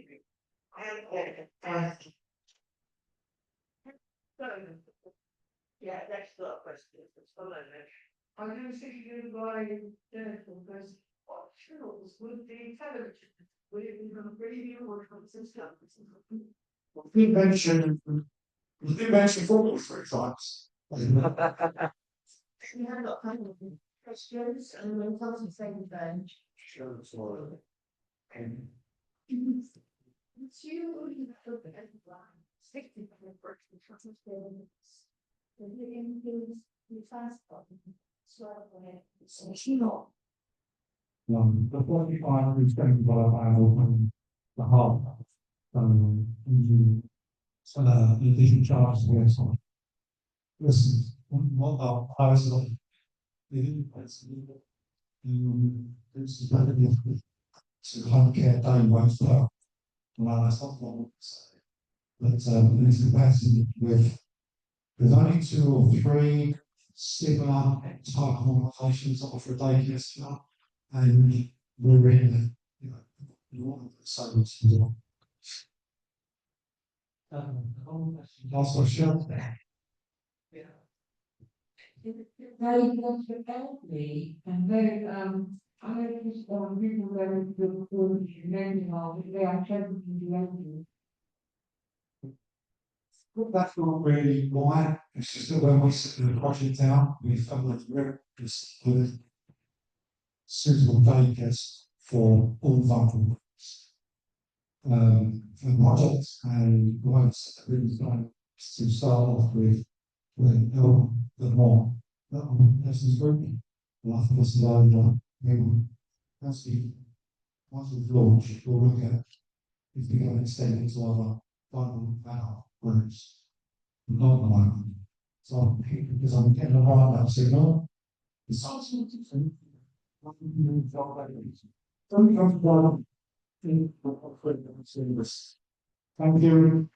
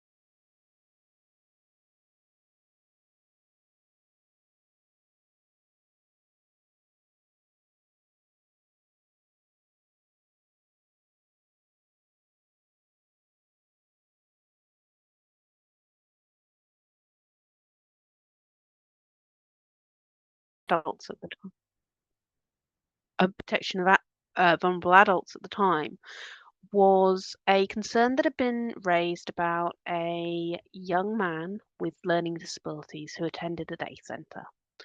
And the staff at the centre were getting increasingly concerned because he was attending, and they described him as unkempt and seeming neglected. There was a body odour, his clothes weren't particularly clean, and they said that the family had dismissed their concerns, so they'd raised a safeguarding concern around potential neglect. So I went round there because that was my job. And what was interesting was when I went there, what I found was rather than a family that were um, being neglectful in an intentional sense, this was a family where you had multiple adults and children in the home who needed care and support. This was a family who were struggling, but were also very, very private. They didn't want to talk to people about why they were struggling. So the outcome of that safeguarding process was that adult social care were able to put in some additional support, but also were able to refer to the carer centre.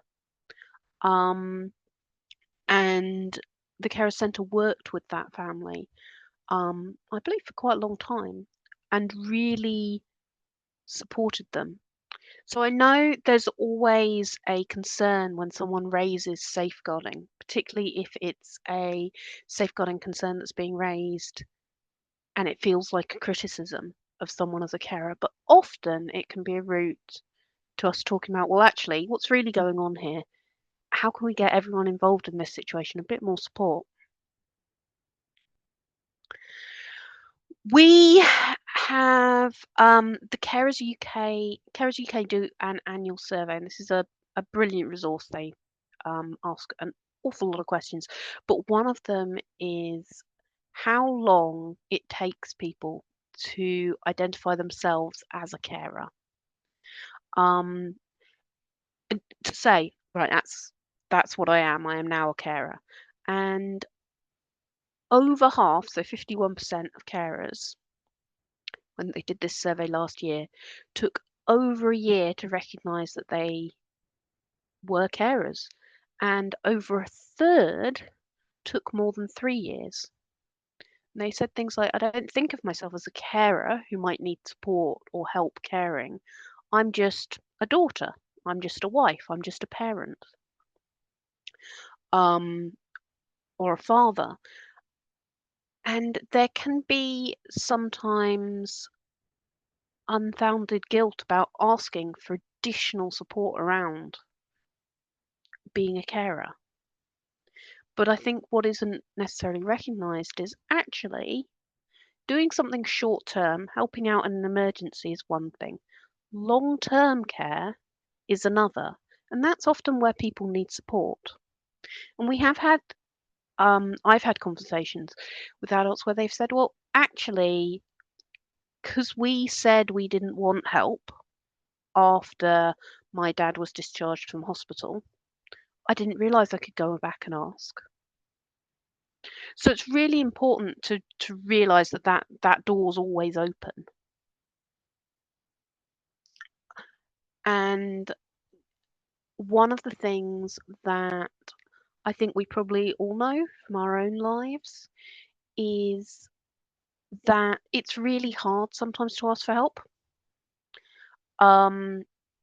What we were finding a few years ago, we reviewed a number of situations where we'd done things like give people telephone numbers for the carer centre or give people telephone numbers for drug and alcohol support services, for example.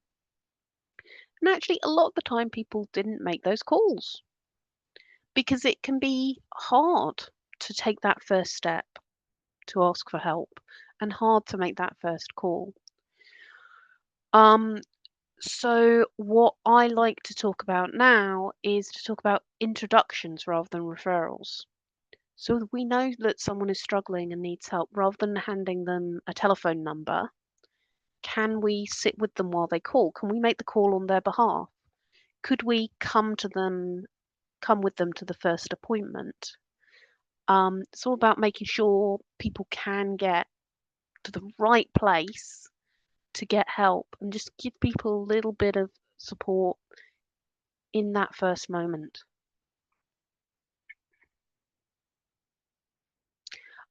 So I would now I'm probably since you're all at the Carer Centre's AGM, I'm sure you've heard a lot today about all the wonderful services that the Carer Centre um, provide. I'm always really surprised. Every time I look at the list, it seems to grow. So I know that there is support around different skills building, support around finances, support. Um, well, indeed, Mark's just been talking about a new community hub, and it's really important making those connections. But I think a lot of people don't realise how much the Carer Centre offers. I think that's a really important thing for us to be pushing forward. And another one is that the Carer Centre can help keep statutory services, like the ones I work for, honest. And I know that the carers, representatives from the Carer Centre do come to, for example, the Safeguarding Adults Board and put across some of the issues that are important to yourselves. And I hope that they'll continue to do so. And they do that in sort of big matters and small, which is fantastic. So last year, or in fact, early this year, I'm wishing 2025 away. Early this year, the Safeguarding Adults Board for Enfield published a Safeguarding Adults review. So that's a SAR, we call them, which is a review. It's a publicly published review into cases where something bad has happened, usually death or very serious harm. Um, and there's concerns about how the different agencies work together to protect people.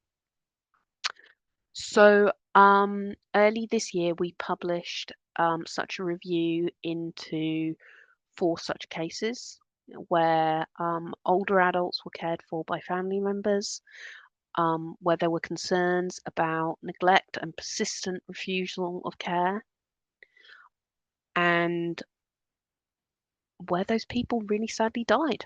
And it's quite an upsetting review.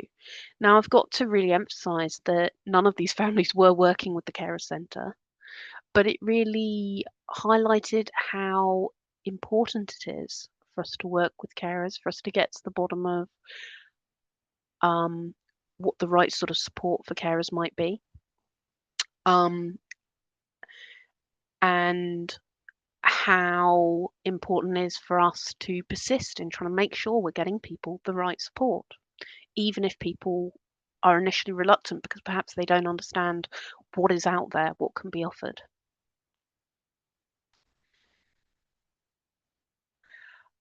Isolation and fatigue, I think I've touched on this earlier.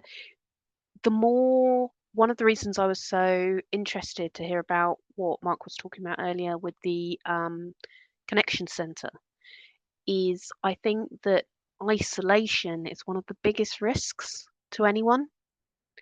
The more isolated people are, the easier it is to become exhausted. The less you know about what's out there to support you, and the more at risk you are of, for example, being taken advantage of by someone who gives the wrong advice. And we do know that, for example, financial scams are on the rise at the moment. And so, of course, the Carer Centre offer a huge amount of support, some of which I mentioned earlier. Now, you guys have been very patient and really supportive today because you will have obviously noticed that I'm not there with you. And I'm not there with you because of the curb in that picture.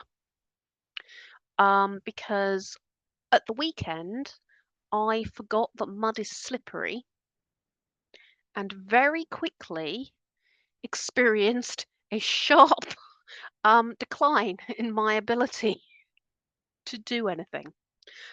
So I slid over in that mud, and I luckily was with my husband, and I sat there on the ground for a minute, with my husband wanting to help me up, but me saying no, give it a minute. I think it's going to hurt. Um, and then lots of people came by and glared at my husband and asked me if they could help me up, and I was like, no, no, he's going to do it. He's just give it a second. And I have been hobbling ever since, and it's got better every day. Like it's less swollen now than it was, but it is still quite painful. And I had this sudden moment, well, what would I have done if I'd been on my own? Or if I hadn't, if I was there with someone who I was caring for who couldn't help me. I mean, my daughter was with us, but my daughter wasn't going to be able to help me out. Um, and what would I have done the next day? It was a really sharp and sudden lesson in how quickly things can change, and how we all occasionally need help and support of different types. And there were people there to help. And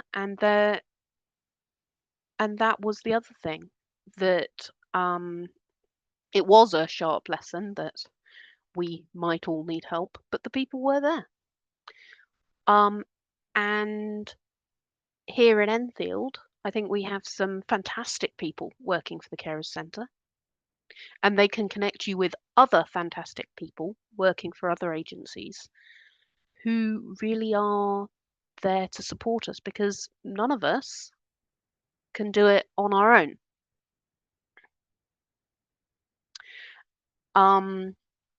So I've spent quite a lot of this week reflecting on what I have in place for emergencies. What do I do when suddenly I'm not able to do the things that I can usually do?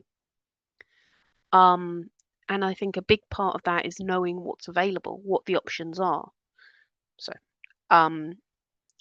luckily, I've been able here today to do this presentation online, which is really lucky. But I think there are things like, I know that there's the carers register, there are carers cards that you can have with you.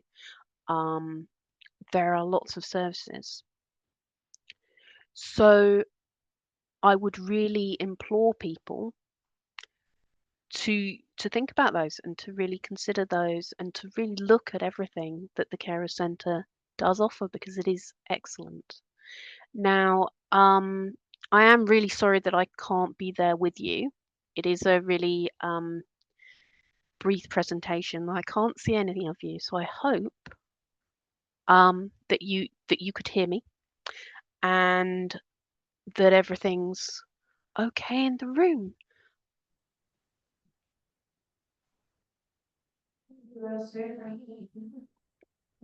So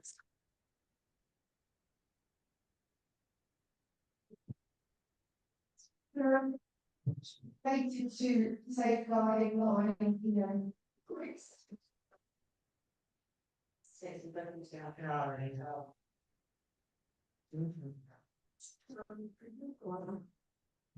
Yeah, we're getting there, opportunity.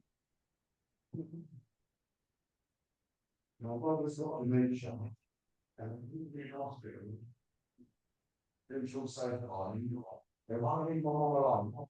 And she's been elderly hospital since this thing about, because my mum says things about me, because she says things about healthcare questions as well. And they're using my mum as a scapegoat to get me, and they can't be me or my mum alone. And everything's gonna be not me or my mum alone. I can hear it discussed about that, and I'm really, really sorry. Unfortunately, we're not able to talk about individual circumstances for it. if it needs to contact anyone else about it, you probably can. But I'm talking to it, but I'm very okay, so what more questions here?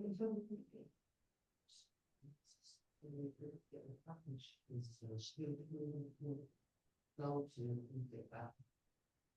So at the beginning, and that was your thing. For I have that accent to housing. And it's good. Some of our she is on our place. So it's that long on for me.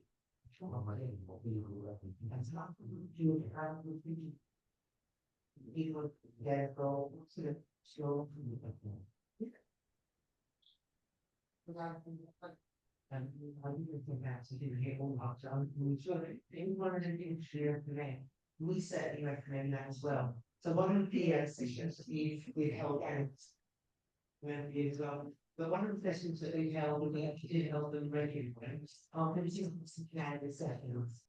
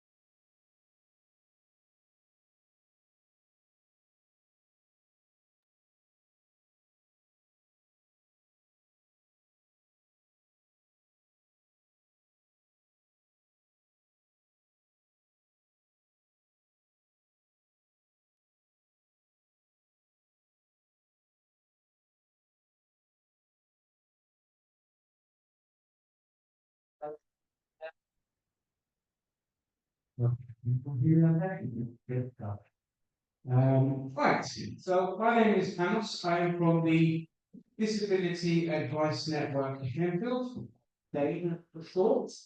And what we are is a collaborative partnership of four organisations: Citizens Advice Enfield, Age UK, Edmonton Community Partnership and Wellbeing Connect Services. What kind of help does they offer? Well, you'll be able to access free advice and information. This will be in area you with disability, rights, benefits, housing, debt issues, support services that are available out there. We are not a legal group, don't do, deal with kind of legal issues, we are an advisory service. And then you can also get help with one things such as your attendance allowance or anything in that kind of area. You can get help with using a computer or smartphone, free computer lessons. There is also, might not be on there, but I at different organisations, our local organisations offer digital inclusion workshops. And what the workshop offer is just information on the well as saying wildlife website, what different types of assistive technology, how to utilize AI assistance, apps for the visually and hearing impaired, scam awareness, online safety, and income maximization. We also help with assistive technology and mental health and wellbeing services. And of course, nice little 6 week, try to do a 6 week progress check. Of course, we're getting busier, so it's a bit harder to do that. Now, where is the support provided? We offer support online, reference, parent schools, and library hub. So schools, maybe you can do with like digital classes would be brilliant partnership. And for those not aware as well, with it, ECP, they also are very good advocates for people on Turkish or Bulgarian. Next slide, please. So, what's all those actually working? Just to ensure people have access to a range of information and advice, and it is supported to connect to services that help promote their independence, help well-being, and deliver support with attendance at groups, activities, and also advice on housing benefits, later life planning, as well. So if it's somebody who might need help with care, or they might need somebody that they need looking after as well, we can kind of help signpost and give advice on what to do in that area. And I'm just going to skip to the next slide, which should be the target group. Is that what it says then? So the target group is Enfield residents, 18 and over, with a disability, health condition, or vulnerability as listed below. So these are learning difficulties and learning disabilities, young people, 18 and over, special education. Just added today, so it might not be on there. Also, people that are 17 in transition to adulthood, neurodivergence, autism, physical disabilities, long-term health conditions, brain injuries, neurological conditions, mental health conditions, people at risk of developing care and support needs, people at end of life, carers, and underserved ethnic minorities. So it's quite a large spectrum of people that they offer support with. Slide, please. So as you see, our opening times are Monday to Friday, 9:30 to 5 p.m. And if you haven't received the flyer, they're out the back there, so you can get all this information from there. Next slide, please. So what is our aim? It's very simple. It is to maximize the independence and well-being of local people, support and enable people to participate in activities, promote social connection and achieve independence for longer, reduce the need for social care assessment and more intensive interventions by health and social care services over time. So it's basically, if somebody gets into a situation where they need to access a certain service or get information about benefits or feel less isolated and alone by using technology, that's what we mean by that. We help to give them the kind of knowledge and know-how of how to get and access those information and other services on their own over time. And if we can skip the next slide, that says power of local partnership, that's just brings together with data. And we should be on the prevention to know, yeah, So Dane is not, it's not just Dane, we also have a wider scope of support out there, it's called the Prevention and Early Intervention Project. And so we also have our friends here, the Emple Care Centre. I'm pretty sure you guys are aware of what they do. Next to me, we have Nick. They are a pleasure procedure. We also have UK, that is the H. Yes, that's why I said, yes, I'm just saying what the because I'm out again. I'm a little speed on the arm, I'm not very good, so it's. And go to locations, so locations, self-explanatory there. And all for different things, I'm quite ready yet. Eventually. And to the final slide, which is how we deliver the service. Yep. So as you can see, you can self-refer, a primary carer can refer you to their service, and as well as community partners and the council as well. And it's just basically, it's fixed by the web. There's a single portal of access, and they will assess your situation and guide you accordingly on what you need. Next slide, please. I think that is the last one. So, any questions? Just to summarize the next week of the sport of disability level continues to get advice and information as well as using technology. So, has anyone got any questions about the service?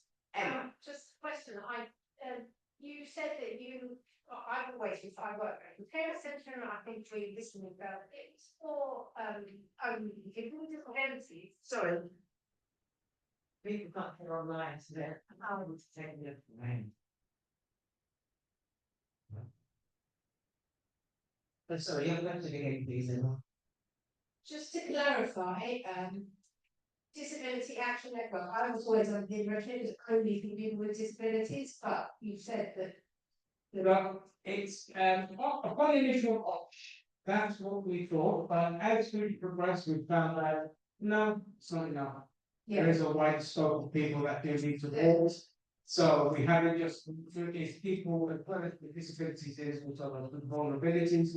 And when we say vulnerabilities, you think about like mental health issues and other such, areas like that.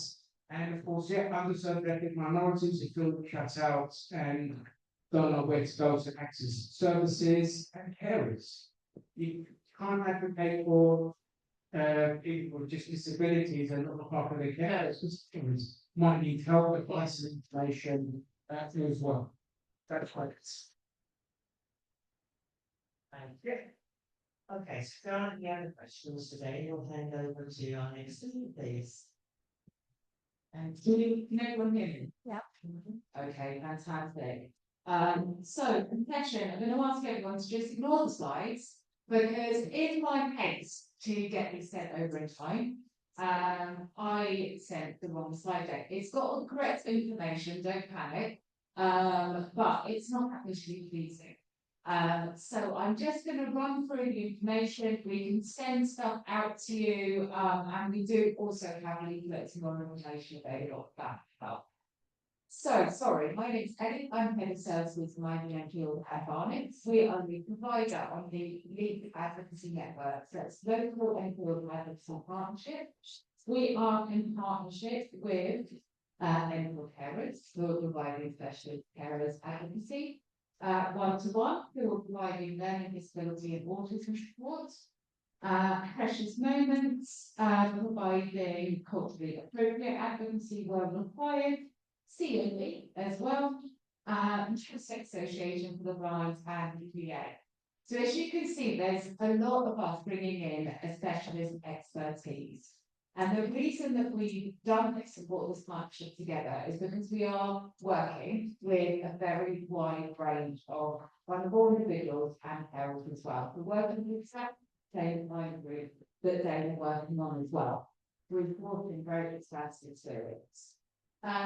What is advocacy? So advocacy is effectively giving you or your loved ones or anyone or individual a voice to help them be heard, help them be proactive in active services, understanding what your rights are, where to go, and how to have them upheld.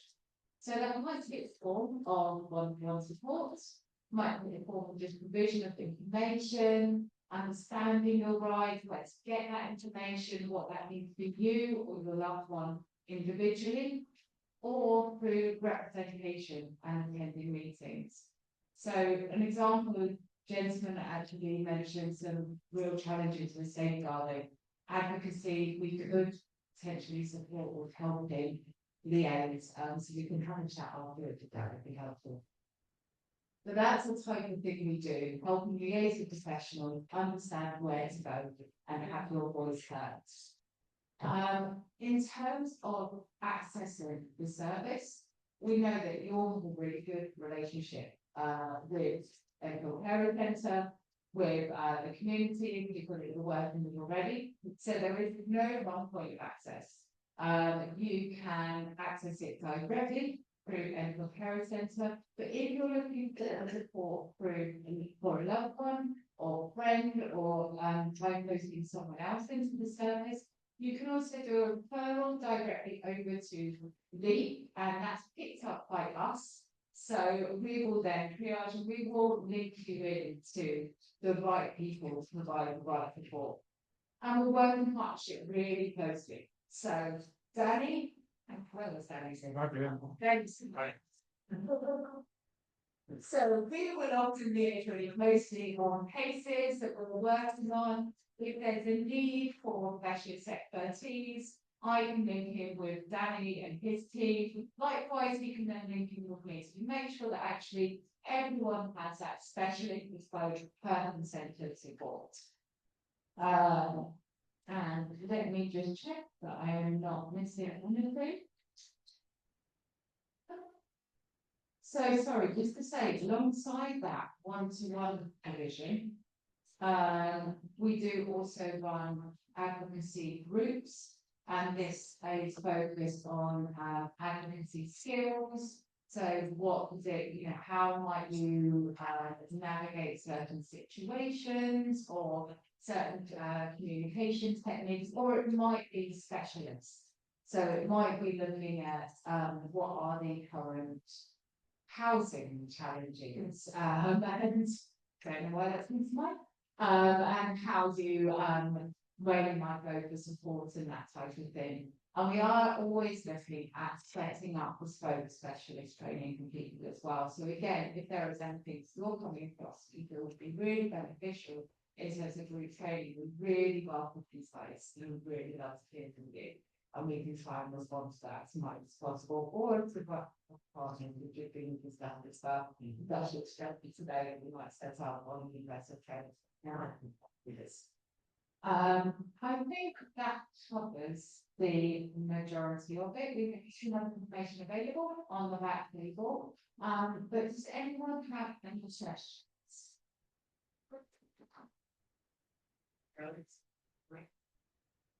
So I just let me take that.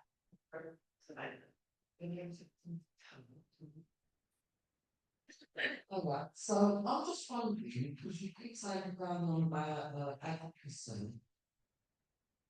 How bespoke could this advocacy or advocate be? So for example, because my husband was, she's 29 years of age, she wants to be an independent woman and do her own thing, and she is quite happily said to me, people that are not autistic cannot advocate for me. Right? So, could you please elaborate to me how, if you haven't got these bespoke, niche, neurodivergent people, how can you possibly understand the needs and wants of? You understand? Yeah, so check that. You understand that question? Yeah, no, I completely understand. Thank you. And that's partly why we wanted the partners. So through we work with one-to-one, who are specialist autism and learning disability providers, and then have a lot of peer support workers and peer advocates. So if it's an area that they will be able to support in terms of that peer support, we will link somebody up with that. If there is specialist in-depth knowledge that's required for that, so let's say it's kind of give an example, then navigating a care assessment, and actually the peer support worker hasn't done that previously. We do also have advocates who are really well experienced and trained working specifically with neurodivergence. So they can come in and they can provide a bit of guidance around technical information, help them provide that expert input, but still have a natural support. So I think it's one with you. Yeah. How bad she comes on board with you, because she wrote a legislation at COP26. And she's the girl that got the supermarkets to turn down lights. And she made an inclusion, she's worked with lots of people, and Gary will tell you as well. Amazing. Okay, she's Sorry, doing it's not sorry. So to summarise online that, and there's like a suggestion here from a carer that a relative could make contact with lead partners to provide autism friendly information and ways. Yeah, I'll give the other hand to you. Thank you. Any other questions, sorry? Question here, last one. It's not a question, it's just to throw you, there is now a separate page on advocacy on the Enfield Care Centre website, which explains the concept of advocacy and also the links with Reed and gives links to your websites and so on. So that the value is all again to it. So then, that's a good, so thank you. So if there are any other questions, we'll move to our next speaker. Thank you. I don't describe myself as needing to apply. But hi, my name is Ron, I work for AGM and Field. I'm usually debt. So it's a health and well-being early intervention and prevention project. And we support those in NCO who are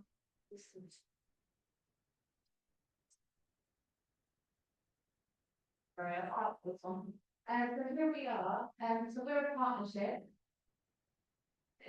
And we work with mining and field environment, Middlesex Association for the Blind, one-to-one, and wellbeing internet services.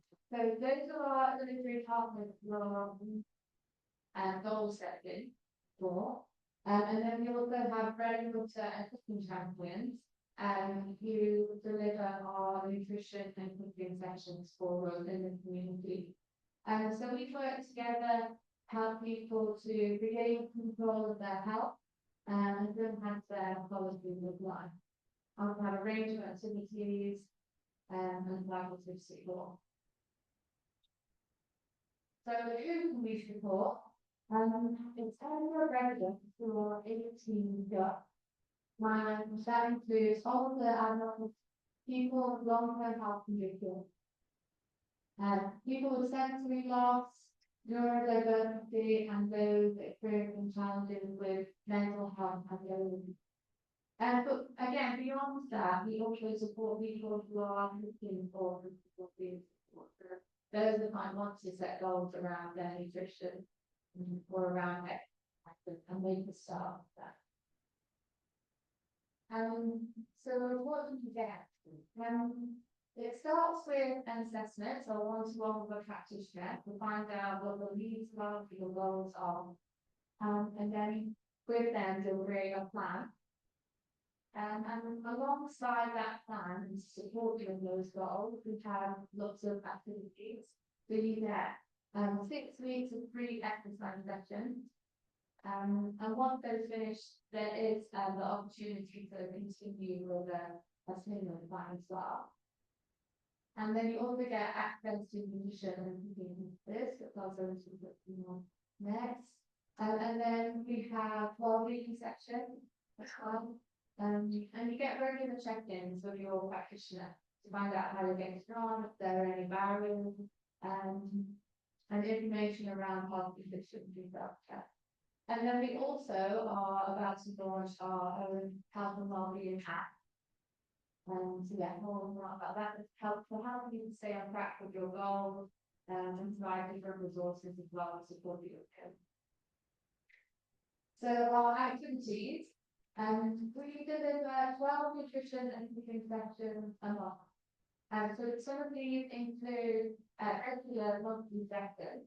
So the Eat Well with Diabetes and Eat Well with Brain Health, they're monthly sessions.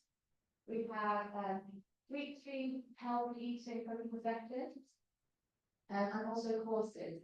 But we look to see what are the health conditions that our clients are experiencing, and then develop courses around that. For this month, we've had one for people with anti-inflammatory, so people with and then we have 9 exercise classes per week.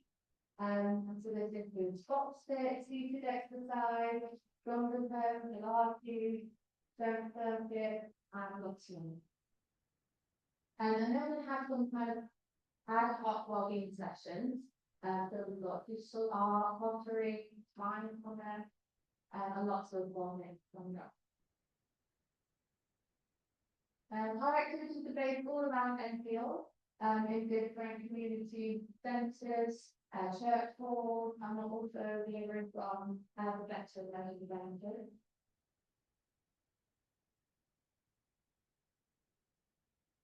And the way you can refer yourself to our services is through our website menu, and that is translated into 3 different languages, including Turkish, English, and Somali. And we are developing this to get all of the languages too.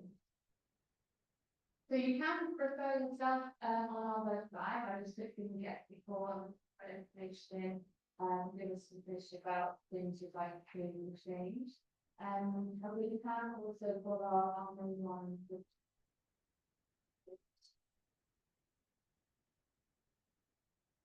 Yeah, thank you for listening. If there's any questions or please look for that for our activities, because we introduce them to us.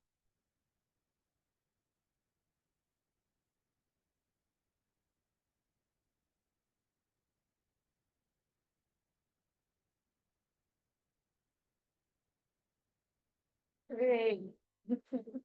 They are soon out there. Well,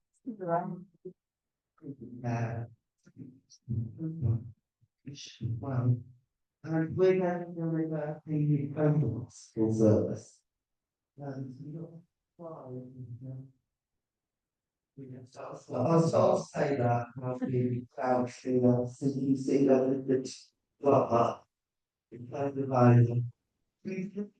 service which is available to all Indians who are over the age of 80.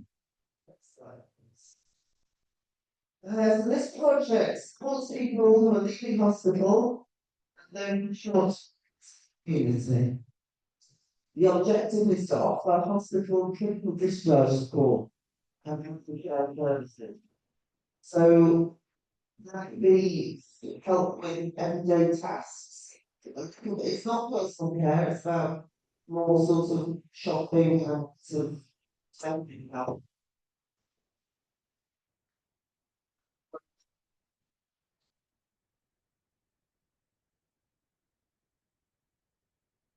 Maintaining people's health and well-being, and mainly avoiding the admission to hospital, that's the main reason for it. So, this is giving Enfield residents best chance of recovery, improve health and well-being, improve quality of life day to day, and reducing loneliness and social isolation, and improve confidence in their recovery. Next slide, please. So I think I'm using my notes for this, but so essentially how it's going to work is We help people with the actual hospital discharge, so it's especially living on their own. And there's not much family support around. But actually, people home for a lot of people. And once the whole checks, we carry the, the electricity working, if they need a pint of milk, some bread, fences, something like that in place, to deliver their medication. And then we would follow that up with a phone call, for a further service for 6 weeks. I think what I've just explained about the other support. So can I have the next slide, please? So once we receive a referral, we carry out a risk assessment and identify the needs of the individual. And then we put in place a support plan. And we then refer to other services to the borough. We have social care, it's being a more reality, some connected to and along. And then we also return the evaluation of and that we will get a cloud. If they done, I want to start. The real financial benefits. We will then signpost to support groups like Charles UK for help. Or memory clubs, sports groups, all those things that hopefully going to encourage people to stay well. Next slide, please. So it's open to all residents of Enfield over the age of 18, who are in hospital, and we get that to all home. Now, it is only for 6 weeks, but then we would, at the end of it, do a review, check how people are serviceable, people got everything they need, move forward, and if not, again, start going through recovery rooms. There's one additional thing with this service is we're going to set up a befriending service. And the idea is, I'm in the middle of trying to get volunteers, but starting to get some good ones to be through now. So I'm hopeful that January, February we'll be able to start offering this. And this is for volunteers who will go and speak to groups who don't see anybody very much at all. And I'm carrying out the week, maybe depending on availability capacity. Just chatting to that person and coming to see them. So hopeful that will be able to be started next year. And I'm sure between everybody else we'll get there to you. Yeah. You are, yeah. I think this one as well. And that's yeah, something I can know. I'll have the natural if the happens the solution yeah, I'm ready to for the 6 week service. Even if you've got that problem and having that initial support, you still want to try to have get down the line or how to find a food or what, which you need help with. You really for the film. Thank you. We've got to find a big joint was finally about the service early part of the days. Typically. I might see you when you do. This is a very quick question. Can you start the option? Yes, I was sorry. Yeah, you can help by them. You should have that. Very good. Yeah. Excellent. So, yeah, fully funded service funded by Middle Pension. Any other questions? Thank you very much. Oh, very good. Okay, thanks for filling one of this.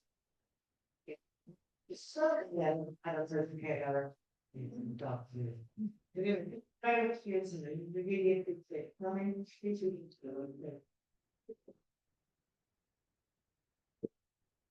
do? Is there any reason to attach to your calendar or not? Jot them down, you have them to remember to see. Thank you. Yeah, you are there. It's right.